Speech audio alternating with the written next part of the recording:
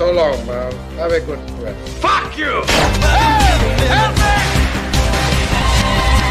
Taking maybe one step more. I'll let it off to my little friend.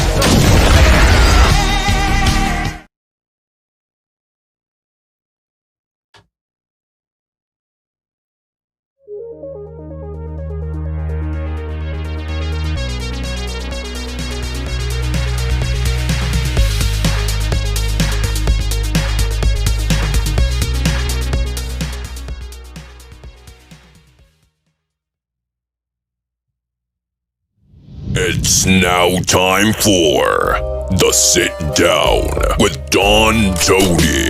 The Sit Down, where Don Tony talks one-on-one with his followers. What are you looking at? About the world of pro wrestling, pop culture, and so much more. The Sit Down with Don Tony. And now, your host, Don Tony.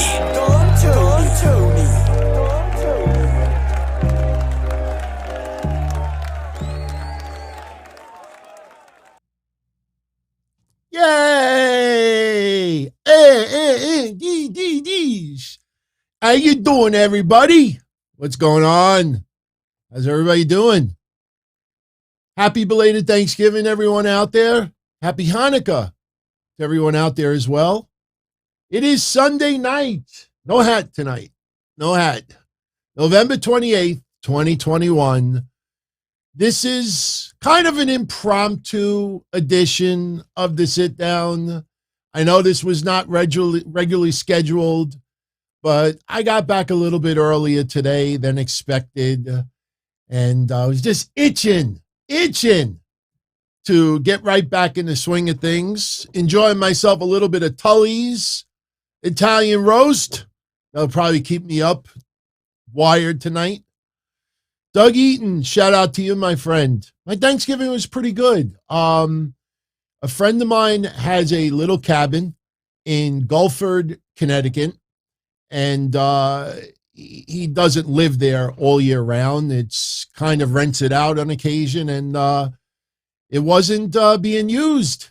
And he said, hey, you know, if you ever want to use it, and I've used it once before. And we decided to take a few days to go to Gulford, relax a little bit. My original intention was to go to Mohegan Sun and hang out for a day or two. But, and I wrote the name down because I keep forgetting the name. There's a group called Straight No Chaser. I'm assuming that's an alcoholic reference. Straight up, no chaser. Chaser is when you have a little bit of water. Like some Italians, you know, and we've talked about the pinky before. You know, some Italians, when you have a shot glass, you know, they take a shot. They don't go like, you have to have the pinky. You ever notice they have the pinky out when they take the shot, and then they do a little chaser of water afterwards? I know Robert De Niro did that in Goodfellas. I'm assuming that's the name. 10,000 seat arena. Then they had a member of the Wu-Tang Clan there. And I have enjoyed their music over the years, but since COVID is not out of here yet, there was no way that I was going to go anywhere near that facility this weekend. So we ended up not going. We ended up just having a very quiet couple of days, relaxation, and I am back. So we'll have a fun show tonight. I expect our audience to be lighter than usual, not just because it was an impromptu episode, but I have connected the Facebook and Twitter servers again for the live streaming. I got the permission from Blue Wire that when we go live, we can make it available everywhere. It's just on the downloads. We have everything in one source. And by the way, I can't thank you all enough. In 11 days, we got over 100,000 downloads on the audio. You know, for everybody out there that has seen people try to troll me over the last 2 years, oh, this YouTube channel gets 10 times the viewers that you get. Oh, this YouTube channel, they blow your number of viewers out of the water. And I keep saying all the time, I'm not in competition with anyone. I'm in competition with myself. I've been in competition with myself since 1997. I want to give you as good of a show as possible. If we have discussions, opinions, I give you my authentic feelings, whether you like it or not. And I also feel if you take the time out of your busy schedule to call in, ask a question, tune into the shows, you deserve me to respond in some type of an educated way, do a little research. So my competition's always been with myself. But I've always said that about 80 to 85% of my audience still access the audio only. This is not a TV show. I mean, I love doing video because you get to see my eyes. We have some fun. We get a little animated, do a little skits. Believe it or not, I was looking at this. We never opened up the head of Kevin Nash. So I think we're going to do this Thursday. I was going to do it tonight. We'll do it Thursday. We'll open up the head. I got brand new batteries. So as long as the batteries didn't explode in there, we'll change the batteries and we'll see what Kevin Nash has to say. This WCW thing, whatever it is. So 100,000 downloads in 11 days. So for all of you out there, even those that do shows that are a little two-faced with yours truly, take that and smoke it. It's all good, everybody. Nothing but good with the family here.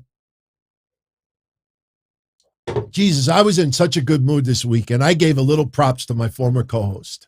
I bet none of you out there ever expected me to do that. I have no ill will against anybody.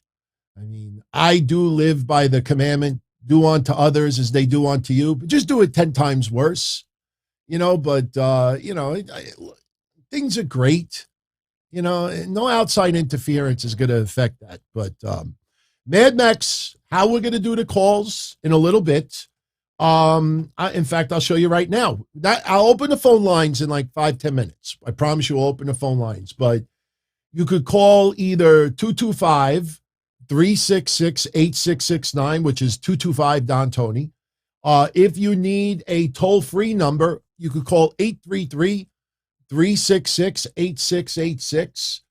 You could ask anything you want on this show. And look, when we did the pilot episode 2 weeks ago, I mean, you go back and you look at the topics that we discussed.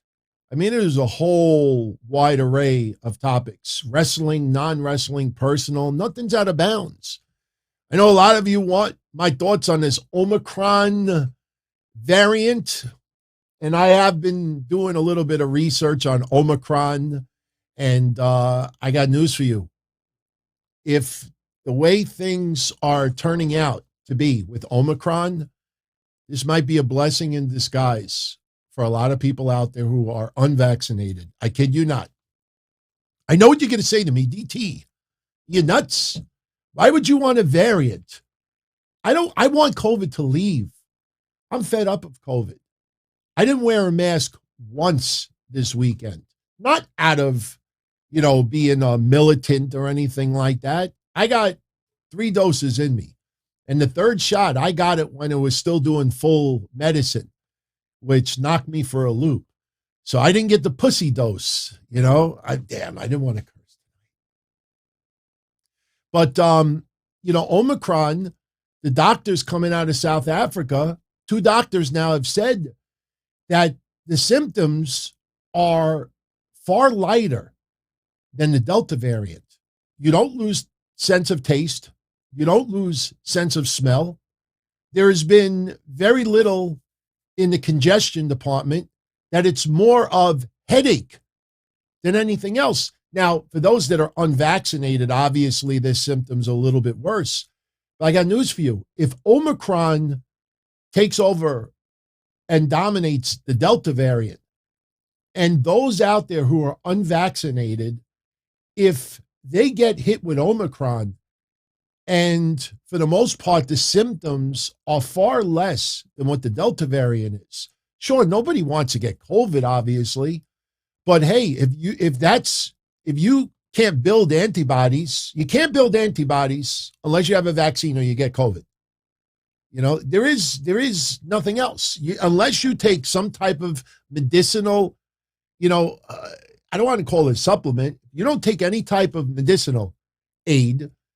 vaccine, whatever they come out with, pill form, whatever, and your body does not make antibodies, the only way you're going to make antibodies is if you get COVID. So if there's a variant that your body starts making antibodies, and the worst thing that happens is you get a little bit of body ache, a little headache, maybe the sniffles, and then you build up an immunity to it, not, 100%. No vaccine, no booster is 100%. That's what a lot of people seem to forget. This might actually be a good thing. I know that sounds nuts, everybody, but believe me, I don't spew anything unless I do a little research first. Now, obviously, it's way too soon to determine, but I tell you, here in New York, it is so messed up because they're not imposing travel restrictions from South Africa until tomorrow. So if you're en route from South Africa and you come to New York, you actually could still enter New York. If there's a state of emergency and something's on fire, you stop what you're doing and you put the fire out. You don't wait 2 days to do it. That's all you need is 2, 3, 4, 500 people to come in. 10% have Omicron. And it's like that old shampoo commercial. This person gives it to this person and so on and so on and so on. And the next thing you know, it's everywhere. King of Games, 405. Oh, I have a huge apology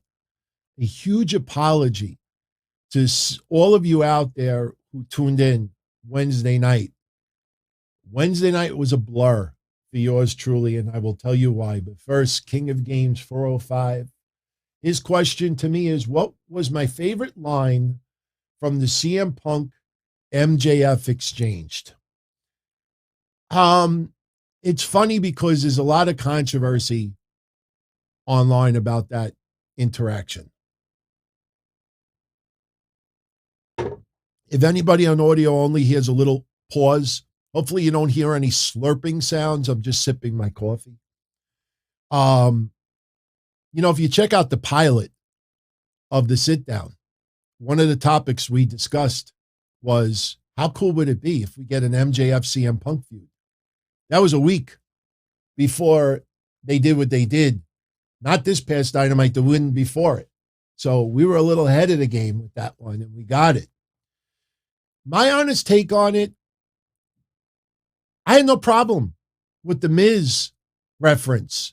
I had no problem with them dropping John Cena, his name, Triple H's name. See, when CM Punk spent as many years as he did in WWE, and he's going to compare MJF to someone, you're not going to use someone from Ring of Honor from 2005 that 90% of the people out there get like, huh, who? Miz is a movie star. Miz is a dancer. John Cena is a movie star. Their names are household names. So if you want to take a shot, you use household names, even if it is the competitor. Now, I love the MJF Miz comparison because it does feel in many ways similar. Now, I tell you something that was very cute. And even though I was on vacation, I still pay attention to the news that's floating around. And I saw a couple of websites saying that Tony Khan was livid backstage about all the WWE references. And take note that Tony Khan has not addressed them. And if I was Tony Khan, keep your mouth shut with this one. Because that's fishing. They're fishing right now, these websites. Because they know that if Tony Khan comes out and says, oh, no, I was fine with everything that they said, and this and that, that rubs some people the wrong way because of the constant references of WWE. If Tony Khan does the reverse and is audibly, publicly against the references, now you're throwing shots at MJF and CM Punk. Listen, everybody, right now, AEW just wants ratings, pay-per-view buys. They want their fans to be happy. And you should have learned from when Cody used the sledgehammer and broke the throne that there would be shots towards WWE. That doesn't go away. It's used in moderation. Nothing wrong with that whatsoever. See, the reason why WWE, this I think something that a lot of people forget.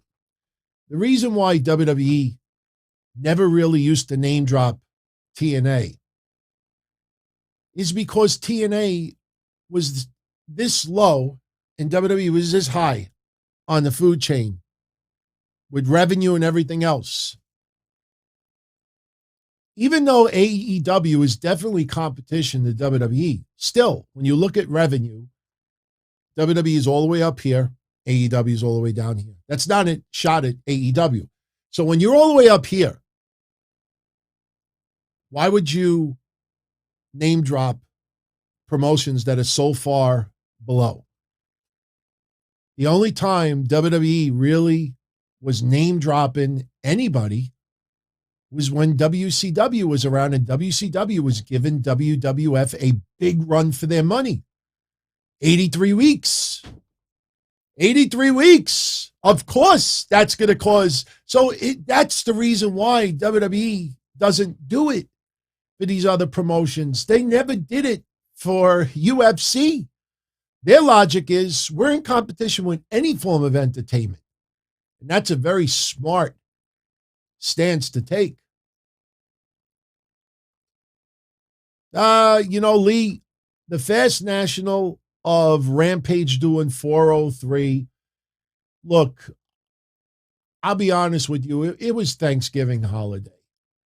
And I did not watch anything with Rampage Friday night first run. I watched it over the weekend. Yes, 1 million, 2 million, 10 million views on YouTube is not the same, because when TBS, TNT, whichever network is airing AEW programming in 2022, when they're negotiating with advertisers and AEW is negotiating deals and specials, whatever it is, YouTube views is all nice and everything, but that has nothing to do with the advertisers that are paying TNT to air during Rampage programming or Dynamite programming. So, for the advertisers, yeah, that's a concern. But for all of us, as long as we watch it, that's the most important thing. Of course, you see, this is the thing. AEW is never going to go publicly and say, look, everybody, we thank you for tuning in for our YouTube channel and all the shows we put up there. But if you really want to support AEW, you got to watch TNT. You got to watch TBS in 2022.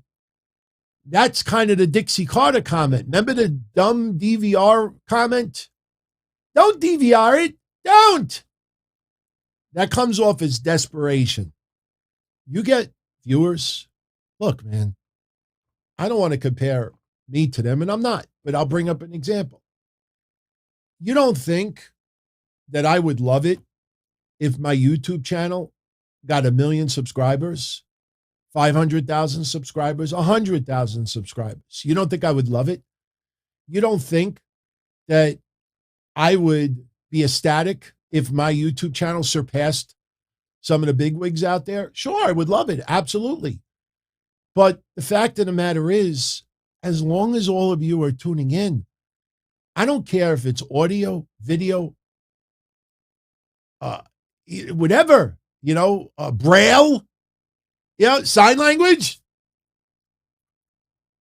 As long as you tune in, that's all that matters to me. So AEW, sure, they're not thrilled that the ratings are what they are on TV, but they also see that people are tuning in other ways. So there is a following. It's just, look, everybody, I've been saying this for 1.5 years, and I'm not trying to say I told you so, because I know a boatload of you out there have said the same thing. You see John Morrison's farewell, goodbye to WWE. See a little video he put out today? Beautiful. 4 minutes. And you could see that he's somewhat heartbroken of being let go from WWE. And I said when those releases went down that Morrison's is the one that pissed me off the most. It's on the shows. You could hear it, see it. But the thing with Morrison is, let me take my little slug.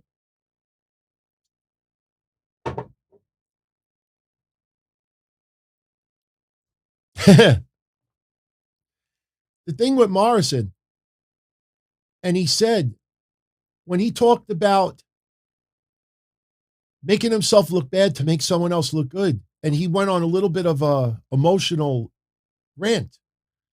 Nothing to put down WWE, but at the very end, he said, the fans keep tuning in because of the storylines, because of the characters, the storylines. And I've been saying for a year and a half that AEW's biggest problem is the lack of episodic television. I know Eric Bischoff has been saying that quite a bit the last 3 months. We've been saying it for 19 months. Yeah, MJF and CM Punk are having a feud. And after they have their match, they'll move on. Darby Allin and CM Punk, a feud that should have lasted months. After the match was over, 3 days later, CM Punk is, who am I fighting next? MJF, Darby Allin. And I know what some of you said, oh, they could always feud in the future. AEW is more about indie wrestling, good matches, long matches, quality matches, than doing a storyline. None of us like 2-minute matches. None of us like disqualifications. None of us like fruit roll-ups. None of us like distraction pins. But to build up storylines and feuds, sometimes they're absolutely necessary. And the thing with Tony Khan is there is not enough storyline-driven shows. All right? Yeah, okay, Bryan Danielson is going to take on Hangman Page. Wednesday, because everybody started saying, I don't want Bryan Danielson to fight the Dark Order until January. Now he's taking on Daniel Garcia. I have praised Daniel Garcia. Is that must-see, drop what I'm doing, tune in Wednesday night? Got to watch it first run? No. Check it out on YouTube. Check it out on a replay. You see what they're putting on Friday night? No matter what they put on Friday nights, the ratings are not that good. And suddenly, when they got the 1,300,000, 1,200,000, 1,100,000, whatever it was, when CM Punk debuted, nobody said, oh my God, now how are they going to maintain that with California and the times they do this or because of this, it's a late Friday night, the 10 p.m. time slot sucks, this and that. They only did that when the ratings were not on the level where they could say, SmackDown, we beat you. Suddenly there's an excuse for everything. And those people are the ones that are hurting AEW and Tony Khan. And I know Tony Khan realizes this. The problem is the loudest fringe element whack jobs on the left that think Tony Khan, honestly, they'd sell their own parents if Tony Khan said, I would like to adopt you as son or daughter. The reason why Tony Khan would not ever go against those people is because those are the loudest, the noisiest, the ones are beyond committed to AEW. You piss them off, oh boy, you have a big problem. But I think Tony Khan realizes deep down inside that a lot of these people are doing no favors for AEW. So I think Bryan Danielson, Force of Habit, is doing a phenomenal job as a heel. Just keep in mind, it's only been 10 days. I see, and that's another thing that I notice online. everything with AEW has to be the most amazing, the best of blah, blah, blah in the last 20 years, the best this has ever been, the best of this, the best of that. It's like you can't just enjoy it and say, wow, that was awesome. No, it's always got to be, wow, Bryan Danielson is doing the greatest work of his career. Oh, this is the MJF CM Punk exchange, the greatest moment in wrestling in the last 20 years, 30 years. You know, they always got to add that to it because there's a little bit of insecurity there. There's a little bit of insecurity there. Instead of just saying, wow, that was awesome. That was epic. Give me more. Give me 6 months of it. But no, there's always got to be. And you know, the funny thing about that is those same people criticize Michael Cole or Corey Graves or any of the announcers that say, this is the greatest WrestleMania in the history. This is the biggest main event on Raw history. Yeah, of course it's ridiculous when they say that. But when it's something that you like, no, that's accurate. That's not, but that's accurate. So anyway, we'll take calls in a few moments. You know, obviously the sit down is calls, but since this is obviously impromptu episode tonight, I don't expect many of you to be calling in. So if we chat and talk about the topics this way, that's just as good, which is fine with me. Again, I want to give a shout out to everybody who's tuning in on the other mediums right now. I hope everybody's having a great weekend. You know what sucks for yours truly? I completely forgot about it. I got a stress test scheduled for tomorrow morning at 9 a.m. And I honestly think I'm going to no-show and just tell them that I slept late and reschedule it for later this week. Because the last thing I want to do coming back from Thanksgiving vacation is to do a stress test. Any of you out there that's had a stress test done, it is no fun. And I have done the injection the last 2 times. And that few seconds that you feel like you're going to have a heart attack, that is not freaking fun. But I got to get it. After what happened to my dad, and since it runs in the family, and I haven't done one in a couple of years, they said, oh, you got to get it done. Plus, since I'm still on blood pressure medicine, and you can't just quit it cold turkey, I learned that a hard way a couple of months ago, they won't renew my medicine if I don't get this stress test done. So, Benjamin, thank you for remembering that. My uncle, my father's brother. For people that don't know this, it's a true story. I mean, I've told it a few times over the years. My Uncle Joe, the one who rubbed it in my face when I was a child that wrestling was fake. My Uncle Joe, what are you watching that fake shit for? Come on, Uncle Joe, it's not fake. Tina, give me a tape. Puts a tape in the VCR. This was 1982, 83. Records a few seconds. And he had to replay it and put it in super slow-mo. And even though there was still distorted lines on the screen, you could see Chief Jay Strongbows in slow motion. Broke my heart. Wrestling was fake. Predetermined. As a child, that was my Uncle Joe, but I loved him. He was there for me when I got thrown out of my house. But for those that don't know the story, my uncle had a falling out with my father. They were not on speaking terms for about 20 years. And my uncle was in Florida, and he was having some chest pain issues. And the doctor told him, come in for a stress test. And I think the day before the stress test, he postponed it for a week later. He died 2 days later, 2 or 3 days later. Died of a heart attack. If he would have had that stress test, probably would have saved his life. So what happened to my father this past January. My father went for a simple stress test, and they had to lay him on the floor and give him smelling salts because he almost passed out. Sure enough, he's got all these blockages in his heart. You all remember the picture of me picking him up after he was on the verge of the Widowmaker. See, a lot of people, when you hear the Widowmaker, you think of Barry Windham's horrible gimmick in the WWF. The Widowmaker is a legit issue with your heart. You get the Widowmaker, problem with your artery, whatever it is, that's it. You're done. My father was this close of the Widowmaker. So, yeah. So as of right now, I'm still scheduled for tomorrow. Now, I said it before, I owe some of you an apology, and then we'll take calls. First up, before anything, Roger Rubio. Roger, thank you very much, my friend. Your name may pop up twice in a moment, and I'll tell you why. And yes, I will have some coffee tomorrow on you. Thank you very much, my friend. Much love. I hope your Thanksgiving was great.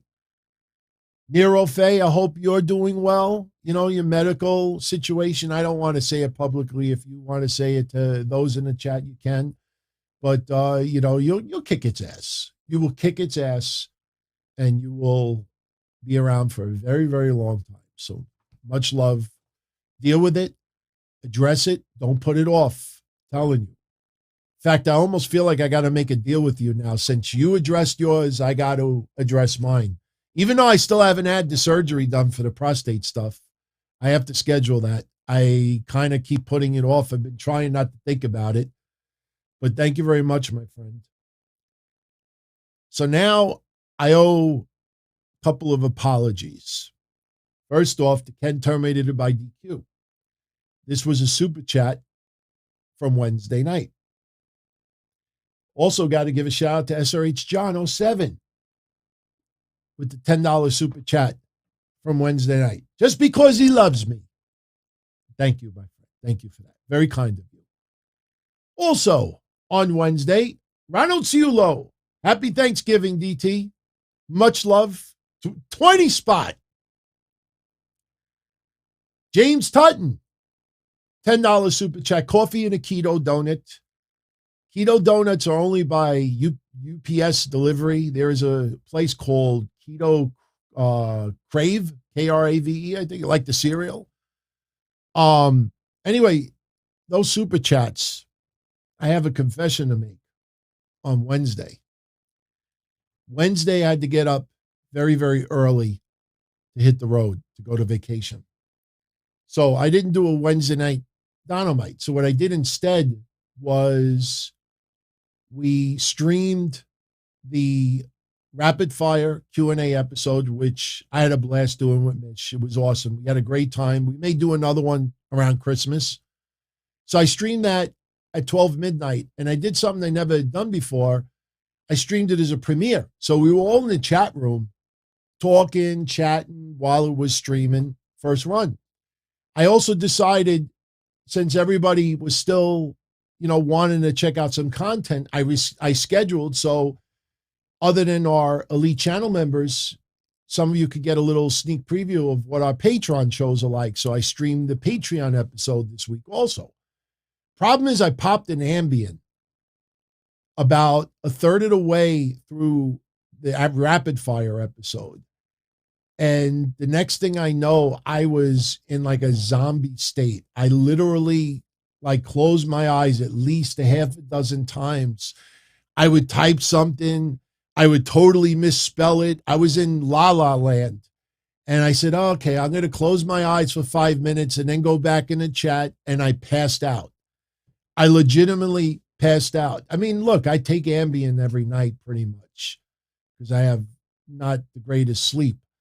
But Wednesday night, I literally passed out probably about halfway through the rapid fire episode. You go back and you look at the chat log, you'll see about halfway through, I'm having convo, and then you'll see like a sentence that makes no sense.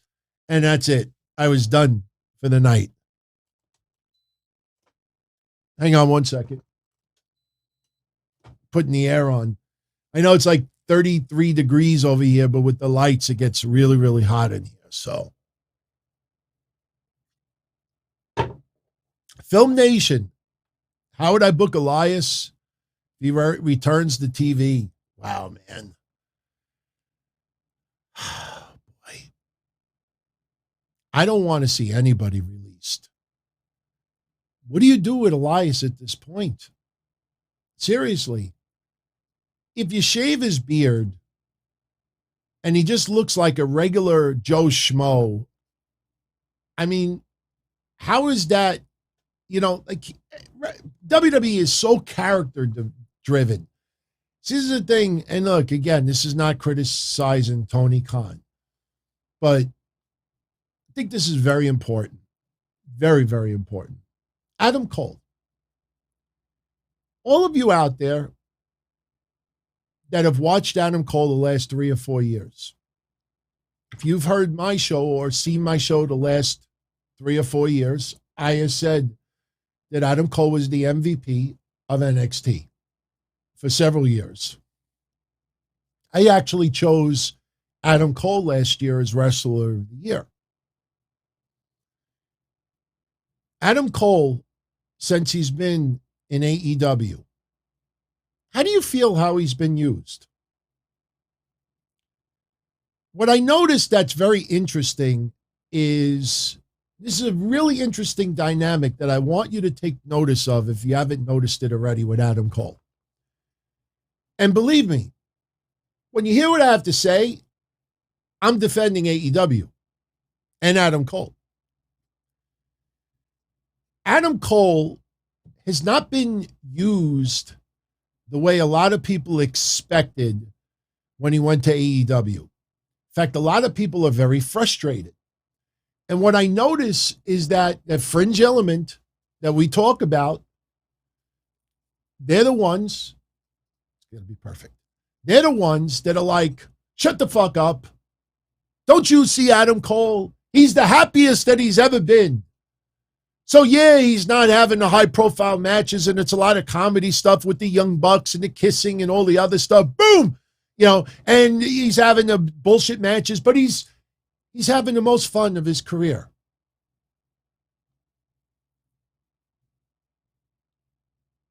Very interesting comments that people are making. And that's the argument going around online. And guess what? I agree with that. But again, remember when I said there are wrestlers in WWE that enjoy being sports entertainers, that enjoy, hey, I only have to wrestle a 2-minute match? Fuck yeah. You mean all I have to do is cut a promo? You mean to tell me that all I have to do is go on a guitar and go, Nakamura! Instead of having 10-minute matches every week over and over and over again? So if Adam Cole is not being used the way he was in NXT as a heavyweight contender champion, undisputed era, and people justify that by saying, oh, he's having the time of his life. He's the happiest he's ever been. Why is that not good enough when wrestlers are in WWE and maybe they're not getting the title runs? Maybe they're not getting the push. Maybe they're a little bit misused, but they're happy, but they're getting paid, but they're having the time of their life. They can't have the time of their life. That's Bruce Pritchard they're working under. That's John Laurinaitis they're working under. They can't be happy. Why is it okay for Adam Cole not to be utilized the way he should be, but it's okay because he's having fun? But when someone is a wrestler and says, hey, man, I don't have to pop painkillers. I don't have to take a whole bunch of shots of tequila this week. My body feels pretty good. Hey, I got 2 weeks off. All I had to do was just cut promos. Why is that not okay? Tony Storm and Charlotte Flair on SmackDown ended up with a whole bunch of cake. And if you paid attention to some people on social media, you would have thought that WWE shot their pet. Dog, cat, horse, whatever they have. It's goddamn Thanksgiving. WWE for years and years and years and decades have done goofy things on Thanksgiving, many times involving food. What made this Thanksgiving any different? Look what they did to Tony Storm. She's a fucking clown. Cake. No, Thanksgiving. Why is it that in WWE, Tony Storm has to be a women's champion, getting major victories, getting a push, getting TV time? But if it was another promotion out there and not being used all, but she's happy. But she's happy. She's having the time of her life. Why is it okay here and not okay here? Wrestle House. Thank you, Darren. Wrestle House. You know, that's what Tony Khan and a lot of other people need to realize out there. Tony Khan does not like the real hardcore sports entertainment stuff, and that is his right. There is nothing wrong with that whatsoever. But there are a lot of us out there that do like storylines, deep, long, hardcore storylines. Not Hangman Page was supposed to win the title a year and a half ago, but COVID hit and it got delayed by 2 years. And hey, that's a 2-year storyline that culminated with a title win. If that's the case, that storyline sucked for 2 years. Alcoholic, Dark Order. I'm a member. I don't want to be a member. I don't know where I'm at. You know, my Kenny Omega deserted me. And like this and like that. You looked at for 2 years. It wasn't a 2-year storyline. It got delayed because of COVID. So I tell you, man, you see the numbers the way they are. There's nothing wrong with the matches that they put out, but it's not must-see TV that I have to watch it on Wednesday night at 10 o'clock.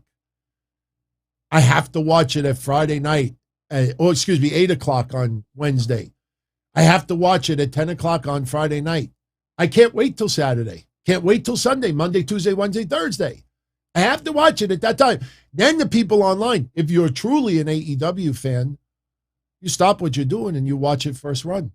If you truly, don't fucking tell me my viewing habits. I support it. I order the pay-per-views. I buy shirts. I buy prizes for some out there. Don't tell me that I have to watch it here, otherwise I'm not a fan. Those people are hurting that promotion more than you know. Dorian Mesa, what do I think of the free agent side? I promise you we're going to take calls in a moment. I promise. Just wait a moment. Like I said, you know, chats also. But yes, this show's about calls. So I promise you it is 8:49 p.m. Eastern. At exactly 9 o'clock sharp, in 10 minutes, we will take calls. So get your dialing fingers ready. We will take calls, and we will finish the show with nothing but calls. So the first hour, we chatted. Second hour, whatever it is, 30, 60 minutes, we'll take calls, and we'll call it for tonight. And for those that are on Twitter and Facebook and other outlets, you could call in as well. No reason why you can't. It's not a requirement that you have to be on YouTube to call in. But my thoughts on the Mets, well, you know, I've seen the last couple of years and they have not done very well. And, you know, I know people are fantasizing about Max Scherzer signing with them. I like Escobar as the third baseman. Has like 100 homers in about 4 years. They just need to let the team play and leave the same 9 men on the field for the most part and let them gel, let them click, let them become a family, and too much stirring shit up. So, you know, hopefully with the managerial change, that will change as well. Right now, you know, you can sign anybody you want. I mean, look at who AEW is signed and look at their ratings. I'm not knocking it. Like I said, they do have a huge following. It's just, it's turning into not must-see TV, drop everything I'm doing and watch it at its first airing. So with the Mets, they can sign anybody they want. But until I see it on, you know, put together on a consistent basis, doesn't impress me, man.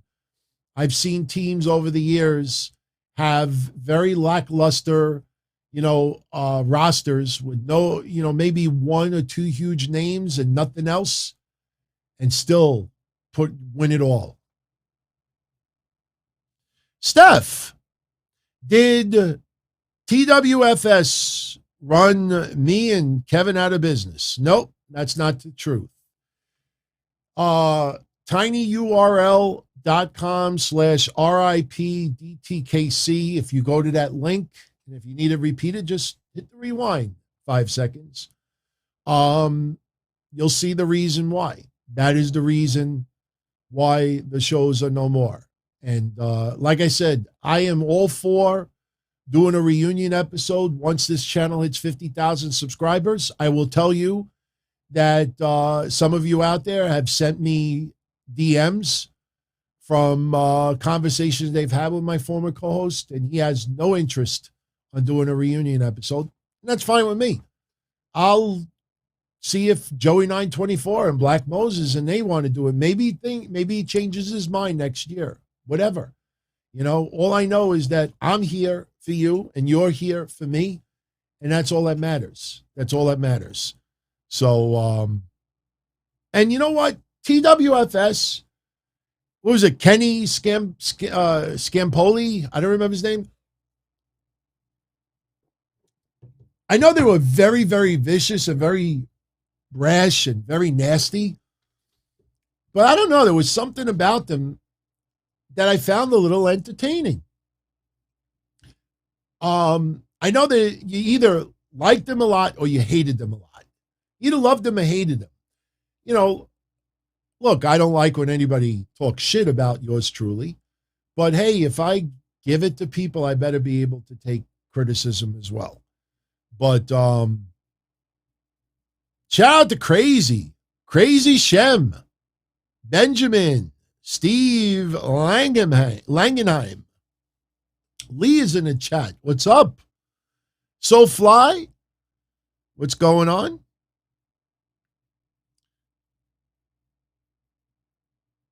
I think you're talking about Ken Soulfly Stamboli. Shock Jock, I don't know if I put it in that category with him. I tell you, I'm a little surprised at some of the shows that closed up shop over the last 5 years.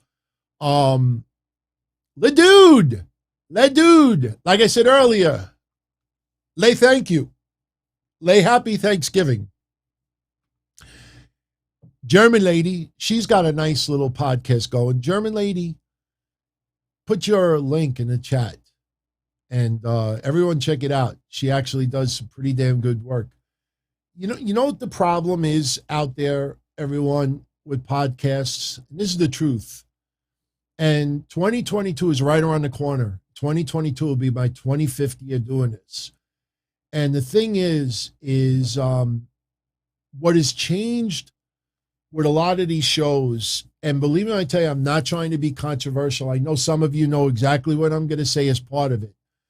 But what changed a lot over the last 5 years is people prefer clickbait than anything else.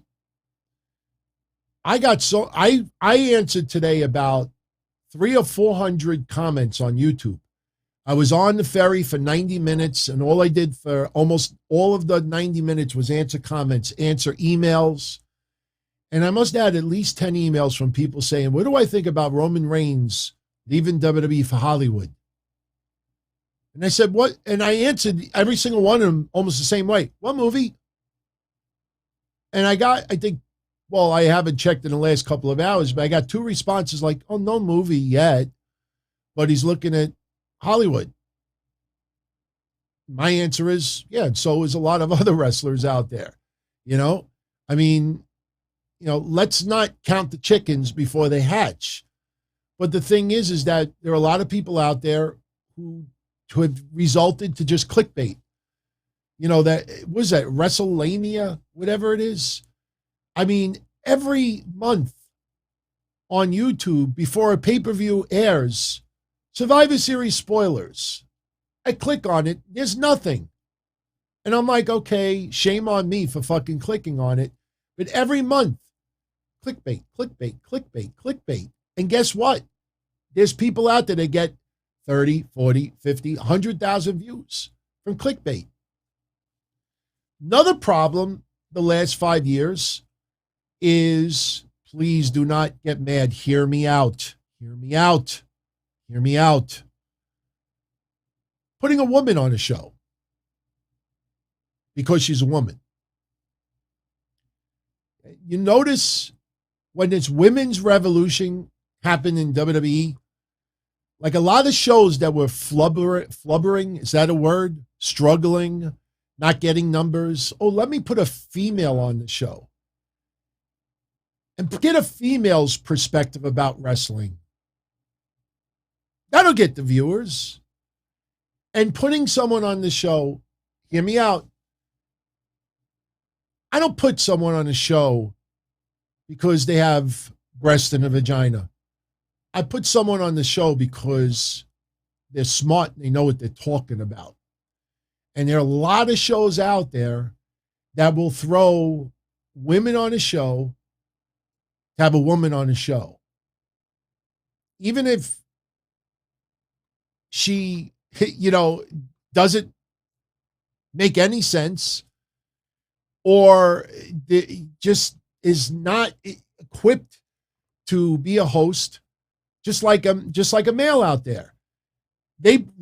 People are doing shows right now simply based on their gender, not based on their smarts. And that's a huge mistake. You put a woman on your show because she knows what she's talking about. She's smart. And there are people out there. And that's why I became quickly a fan of that girl, Denise. What's the last name? Salcedo. And she wrote this about 6 weeks, 2 months ago. Don't like my stuff because I'm giving you a female perspective on wrestling. Like my stuff because of my perspective on wrestling. And there are a lot of shows out there that try to grab somebody in simply because somebody is a female. And that's a big mistake. I'm not saying that there aren't a lot of very smart women in podcasting world. A hell of a lot of them are extremely talented. But I don't look at shows based on who's a man and who's a woman. If the shows are entertaining and they have good conversation, have a head on their shoulders, that's all it matters. Doesn't matter if you're a male or a female, but there are a lot of people out there that put women on their show simply to put a woman. Didn't work. And the biggest downfall with a lot of podcasts in the last 5 years is everybody wants to try to make money off of it.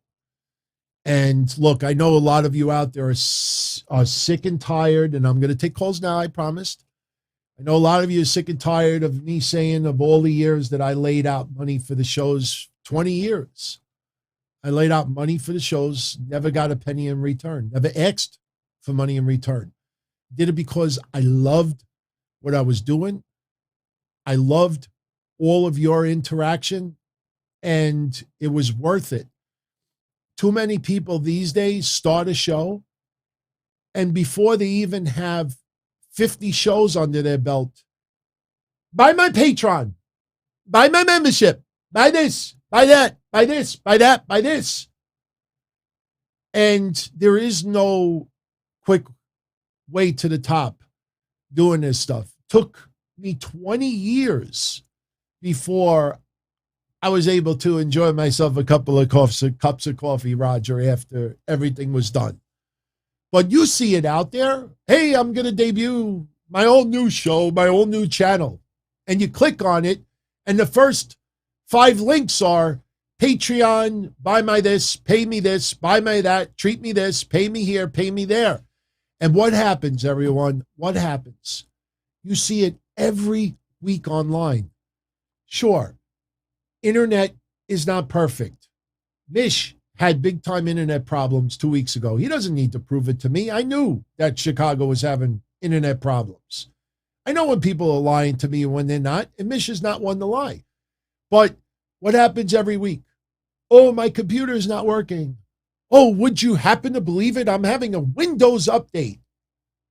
Unless you're upgrading to Windows 11, I think it's 11, there is no major update. We all get the same freaking updates. If you use your computer every single day, we all get the same updates, unless you have a driver that needs to be updated. Oh, my computer's not working. Oh, would you believe it? My power in my house is out. Or would you believe this or you believe that? And excuse after excuse after excuse. And then it ends up, look, everybody, for my mental health, I need to take some time off. I need to take a step back. And look, mental health is no joke, but it's the easy way out for a lot of people out there. Oh, I don't have enough heart into it that it's going to take me years and years to make money on it. If I don't get a couple of thousand people who tune into my show within a couple of weeks, excuse, hiatus, more hiatus, excuse. You know, my aunt that died 3 years ago and 6 months ago passed away last week, so there's not going to be a show. That's how we caught Teddy Hart early on. You know, if a lot of you don't even know it. I have done a 180 on Teddy Hart. And look, I know he's been in some legal issues, but I bet you to this day, a lot of you out there have no idea that Teddy Hart name dropped me in a Sports Illustrated article saying that I don't know what I did to this guy. This guy's always on my ass. It's because when Mass Maniac used to book him and he'd make excuses for not showing up at shows, he was full of shit. And I would put lumps of shit online. I think Teddy Hart was supposed to take on Jack Evans for USA Pro Wrestling in like 2005. And at the last minute, you know, my uncle died. Oh my God. We know the Hart family. What uncle? So online, I put Jack Evans and I put a load of horse shit next to it. Everybody, go to USA Pro this weekend. Jack Evans is going to take on horse shit. I had no idea that it upset him that much. He went on Sports Illustrated and name dropped me and said, and I don't take that as a badge of honor. I felt bad afterwards. I'm like, wow. I didn't mean it that personal. You know, it's a shame. It's a shame. I was a huge Teddy Hart fan. I hope he's doing all right. By the way, you know, I got to give a shout out to, and I'm not going to make public what he said to me because I'll be honest with you, when I read it over the weekend, I almost thought of that guy with the Seth Rollins stuff last week. Billy Real. Any of you remember Billy Real? Billy Real sent me a very concerning email over the weekend. And if he happens to see this, I will definitely reach out to you tomorrow. But when I read it, it like out of nowhere, it like reminded me of the guy with the Seth Rollins stuff from last week. You know, when he thought that Seth Rollins was, playing him for a ride. And I was on vacation this weekend, obviously. And I'm reading it and I'm like, this can't be real. No pun intended, but it was very real. No pun intended. And, just want to give him a shout out because, what you wrote to me, man, I go back a long way with Billy Real and, we haven't talked in several years, but, that guy is a good guy, really good guy, man. But, Benjamin, right before we take calls, let me say one last thing about this guy last week, the guy that got arrested for assaulting Seth Rollins. I know Mish and I had a very interesting debate on this last Monday, and I'm going to just close it out with this. Has he provided any proof that he actually gave money to a fake Seth Rollins account? Why didn't he call the police? Why hasn't anybody in law enforcement stepped up now to want to investigate it? Just because you see a screenshot of a gift card, I'll go pull a fucking WWE $100 gift card inside right now, scratch the back off of it and say, hey, everybody, somebody, guess what? Hulk Hogan told me, you want me to unblock you, brother? You got to give me a $100 WWE gift card, brother. You know, I don't believe anything out of that guy's mouth. That guy is Armando Montalvo born again, that guy last week. And look, I'll repeat what I said last week. I know a lot of people out there are cracking jokes about Seth Rollins. Seth Rollins goes to TMZ seeks out Seth Rollins, and he said that, you know, it was very disturbing, whatever word he used. Let me tell you, in this day and age, when you see some of the shit that goes down, I think the problem is, and I'm not going to call out any podcast out there, but there were quite a few podcasts that left a little bit too much about Seth Rollins being attacked. And yes, he was okay, other than a little bit of a swollen lip. But there were some people that had a few too many laughs about this. In this day and age, anybody that fucking assaults me, I don't care if I'm a wrestler, an actor, a kung fu fighter. Everybody's kung fu fighting. I don't care if I'm a bouncer. I don't care if I'm a deli man. I don't care if I'm working in a gas station. Somebody I don't know is angry enough to run at full speed and charge me. How do I know that that guy is not carrying a knife, a gun, something? Bodily fluids. How do I know that that guy is not going to do something worse? Why? Because we found out he had no weapons. It's okay to laugh at the situation. No, man, that shit's fucked up. We just had a whack job with Sonya Deville that had the Acme kit for kidnappers. Anybody with a couple of screws loose that gets to the point that plots out for years and thinks for real that Seth Rollins legitimately ripped the person off. And then after this all goes down last week, he's on video going, I did it for the bloodline. I did it for Roman Reigns. I sound like Braun Strowman. I did it for this. I did it for this. After everything. That shit's scary. That shit is scary. And Seth Rollins did the right thing. Seth Rollins, sure. If you want to put everything aside, that guy deserved to get his ass kicked. But just because he did what he did doesn't mean that, I get a couple of shots in because he deserved it. No. If Seth Rollins lays it into this guy, and especially in New York, when they don't arrest anybody for the most part, they let you go with a $5 Amazon gift card. Can you imagine if Seth Rollins started laying in on this guy? You realize right after he gets released, I did it for the bloodline. He learned nothing. You think he gives a shit that a fake Seth Rollins ripped him off? Where's the video? Oh my God, all these years I thought Seth Rollins took my money. Didn't even matter to him. He still was saying, I did it for Rikishi. Did it for the bloodline. Seth Rollins wails on that guy even once. How do you know that this guy's not going to plot to fucking murder Seth Rollins after it?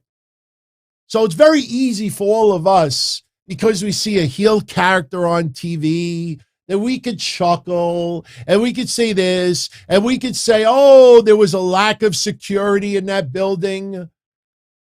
Even if you had 1,000 cops in that building, somebody jumps the guardrail, you think that there's cops. Shit happens. If that was the case, nobody would have reached a fan in the last bunch of years. That shit's scary. And it's not something that should be joked about. And nobody out there should be armchair quarterbacking. Oh, Seth Rollins should have kicked him in the mouth. Oh, the ref should have done this. Security should have done this. No matter what would have done that night, what do you want to do? You want to add gasoline to the fire? It was obvious after his video that getting ripped off for money meant nothing to him. Because he still said, I did it for Rikishi. Fuck you talking about? I don't buy the gift card thing because everything else about this guy is all out of whack. So I'm sorry, everyone, if what I said is a little bit soft. And that's not what used to have been done back in the day. And that's not what you would do. And this and that. But guess what? Welcome to real life. And Seth Rollins did everything right. SRH Johnny hates Roman Reigns like all of us. Yes, just like all of you. I hate Roman Reigns. Braun Strowman. What the fuck does Braun Strowman still not wrestling after all this time? Seriously. Remember when I said in 2020, we're going to look back and see all these people released? And you're going to see a hell of a lot of people who will end up doing next to nothing in wrestling. Look at how many people that have done almost nothing since they've been released, going back to 2020. Shout out to you, my friend. All right, let's take calls. Let's take calls. Hey, look, if you disagree, before I open the phone lines, if you disagree of what I'm saying about the Seth Rollins stuff, you're more than happy to call in. I mean, just don't call in to like debate or disagree, just to call it a debate or disagree. I mean, whatever topic you want to talk about, it doesn't have to be wrestling, but we'll take calls. We'll take it for a little while. I missed my mom's phone call. That's all right. I'll call her later. We'll be done early enough that I could still call her. So, all right. So the phone lines are open. And just like that, good evening. You are on. Who is this? Hold on a second. Sure. Absolutely. DT, this is Alex, the Green Line himself. Hey, Alex. Happy Thanksgiving. Crappy. Long story. Oh, you know okay. what? Fuck. You know what? Fuck it. My dog had to be let go. Long story. I got all choked up about it. And number two, I got a headache the last couple of weeks now. So that's my Thanksgiving week. Even though I didn't get turkey because I'm kind of fed up with turkey because it started to become dry, in my opinion. Yeah, I hear you. Well, my thoughts are with you sincerely. I mean, I had to put my dog down several years ago, and I still, think about him to this day. I dream about him, and I have a little urn inside with a picture. And every time I walk by it, I always have to touch it. But, I have come to accept that, and I don't need to know the reason why you have to do that, but I've come to accept that, what I did was the right decision, and that if I wouldn't have done it, it would have been my selfishness, my refusal to say goodbye, and he would have just been suffering and suffering and suffering. So one day I'll see him again. And honestly, he's never left. He's inside. So it's all good. But, it's, and I'm not one to get another pet, so I don't know if that's, how you feel. But if you're one to get another pet, then, you show your love to another animal and you gave your pet a good life and you give it to someone else. Yeah, but she's not dead. No, I know. But I'm saying, like, whatever the reason is, and again, I don't need to know it, but whatever the reason is, if you start thinking twice or, maybe there is another way to handle this and this and that, what it really is deep down inside is us just not wanting to say goodbye, but, you just don't want to have an animal suffer. That's the one thing that helped me accept it. Did not want to see an animal suffer. Yeah, just I worked my ass off for 3 months, and I raised her like a child. She's like my daughter to me, and when she came to my life, I felt like I was not alone. Yeah. And now she's no longer with me. Well, It's coming back to normal. She'll always be with you. And again, if you get another dog, it's a dog, right? Yeah. I would not prefer it for this moment now. No, not right now. But if you do, you treat that other dog and you show the same, you gave her a great life. And unfortunately, that's one thing that a lot of us don't really think about is how quick the years will go by. And, they don't live to be 60, 70, 80 like us. And, it's hard. But, if you could look back and say, I gave her an awesome life, you did 1,000 times more than what someone else likely would have done. And that's all. And that's all she could have asked for. Yeah. I appreciate your advice. That means a lot. I never thought you come up and meet with that. And I appreciate that. Oh, thank you. Okay. Couple of questions I wanted to do. I did send you an email a couple of weeks ago before until when I heard about the release thing. But I did the fantasy dream match on you. I emailed you. I don't know if you haven't respond or whatsoever. Which email was that? It has my name on it, Alex Galvan. All right. I'll check it out after. I mean, honestly, if it was a couple of weeks ago, I definitely would have responded by now. But what was the fantasy match? Okay, I'll go for it. It's going to be. I'm going to go quickly as could because there's a lot of callers coming from you. 1 through 10, and number 1, Kurt Angle versus Lex Luger submission match. Number 2, Trish Stratus versus the Lunger Blaze. Number 3, Bret Hart versus Seth Rollins. Number 4, Mr. McMahon versus Eric Bischoff, round 2, no disqualification match. Number 5, Andre the Giant versus Braun Strowman. Number 6, Hogan versus Austin. Number 7, Ric Flair versus Luthez. Number 8, Sheamus versus Ultimate Warrior. Number 9, Macho Man versus Triple H, no holds bar. And the last one, The Rock versus HBK. I'll give you my quick answers, but since my memory, I can't record 10 matches that quickly, give me each one again, and I'll give you my quick answer who I think would win in a fantasy match. All right, cool. Kurt Angle versus Lex Luger in submission match. Kurt Angle for sure. All right. Number 2, Trish Stratus versus the Lunger Blaze, a.k.a. Madusa. Honestly, I got to go with Madusa. I mean, don't get me wrong. Trish Stratus became awesome in the ring. I mean, she came a long way in her career, but Madusa, just for the Japanese experience, I would put Madusa over. Bret Hart versus Seth Rollins. Very interesting. I mean, Seth Rollins, I absolutely love his work. Bret Hart is so smooth in the excellence of execution. I would probably give the edge to Bret Hart. Nice. I agreed.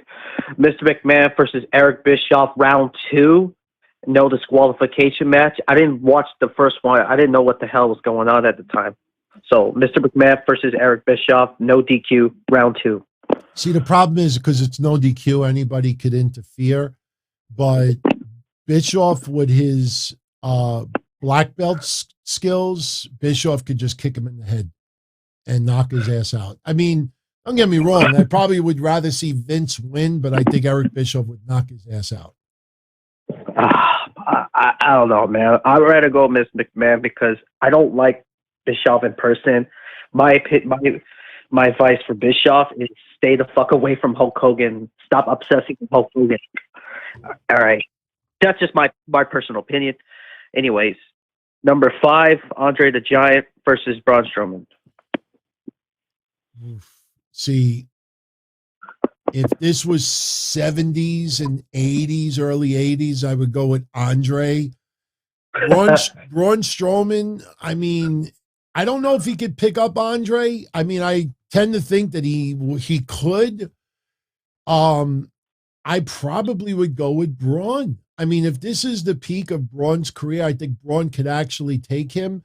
But if this was 70s Andre, I mean, Andre went up with against a lot of big men in the 70s especially. And Andre, you know, a lot of people just think Andre of WrestleMania 3 or the latter stages of his career, but Andre could go early on. But, you know, Braun, I think if this was Braun in his prime, I think he could actually give him a good run in it. All right. Number 6, Hulk Hogan versus Steve Austin. See, I mean, if this was the rattlesnake, like the kicks and the middle fingers and the stunner, I mean, I don't know if that would be enough for Hulkamania. I could just picture Hogan hulking up to getting stomped in the corner. I mean, you know, just picturing it, the match happening, I would root for Austin. Don't get me wrong. I would root for Austin, but I think Hogan would actually get it. Wow. But I would root for right. Austin, though. I would root for Austin. If this was stunning Steve Austin, I actually think he might have a better shot because, you know, he could just nail a stun gun on Hogan, and I think Hogan would be down for the count. Yeah. Number 7, Ric Flair and versus Luthez. See, Luthez is a guy that a lot of people probably had never seen. And because he's from a different era, his arsenal may come off as boring. But Luthez is just, I mean, in a league of his own. I'm not saying Ric Flair is not, but, you know, I think Luthez would beat Ric Flair. I really do believe that. I think Thez would break out of the figure 4 with ease. I think Thez would take him. You know, I think Luthez, to me, he reminds me when I was in amateur wrestling in high school. That's what he kind of a little bit remind me of. But he has, because his styles is like amateur wrestling at his time. Yeah. All right. Number 8, Sheamus versus Ultimate Warrior. Oh boy. I mean, I'm a huge Warrior fan, but he's more gimmick than anything else. So I think Sheamus has so much in his arsenal. I think Sheamus has the tools to win. If those two guys were in their prime though, I don't think Sheamus would have a shot.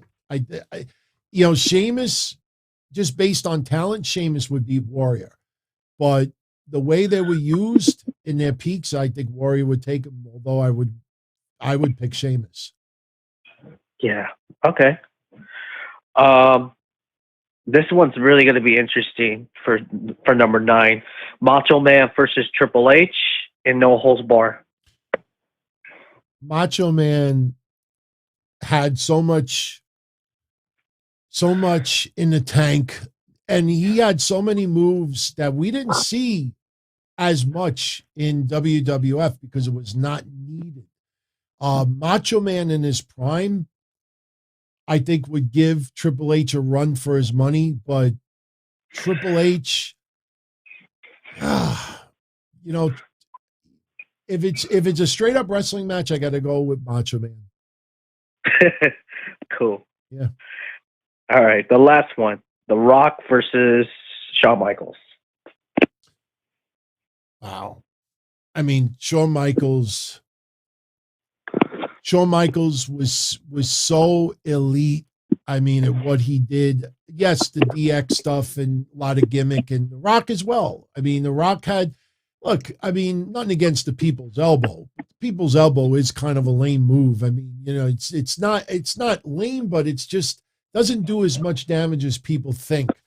I think Shawn Michaels probably would take The Rock. I would go with Shawn Michaels. All right. That's the fantasy one. Okay. And Hang on 1 second. Don't go anywhere. Hello? Hi, Aunt. Hi. What's wrong with your phone? I'm on the phone. Oh, you're on the phone? Yeah, I'm on the phone. Sorry. All right.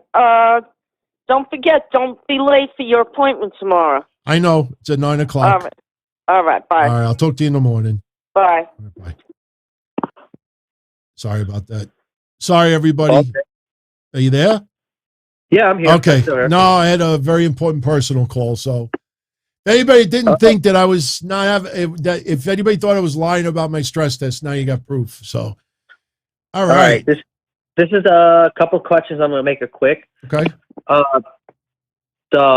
My opinion for this one, do you think, this is tough for me to say, do you think that Doink the Clown, the character, will be in the legacy wing? And Muhammad Ali, which they put Mike Tyson in the past, what about Muhammad Ali? Because he appeared in WrestleMania 1. So do you think he'll probably be in the legacy wing of these two? Isn't Muhammad Ali in the Hall of Fame? No. Wow. Why does that not seem correct? I mean, I would think Muhammad Ali would be at the top of everybody's list. I don't recall. I mean, of all the names that are not in the Hall of Fame, I can't, that's pretty interesting. I can't believe that, I mean, I understand why, because he only reffed WrestleMania 1. No, but yeah, some people are saying they think Ali's in the Hall of Fame. I mean, I don't remember Ali having a speech, but that, I don't know. That's strange. That doesn't sound correct. That doesn't sound correct. I don't know. The chat room, is Muhammad Ali in the Hall of Fame? If he's not, I can't believe that that's not one that everybody would always bring up. I would think that he was in the Hall of Fame. But as far as Doink the Clown goes, no, I don't think the character would go in the Hall of Fame.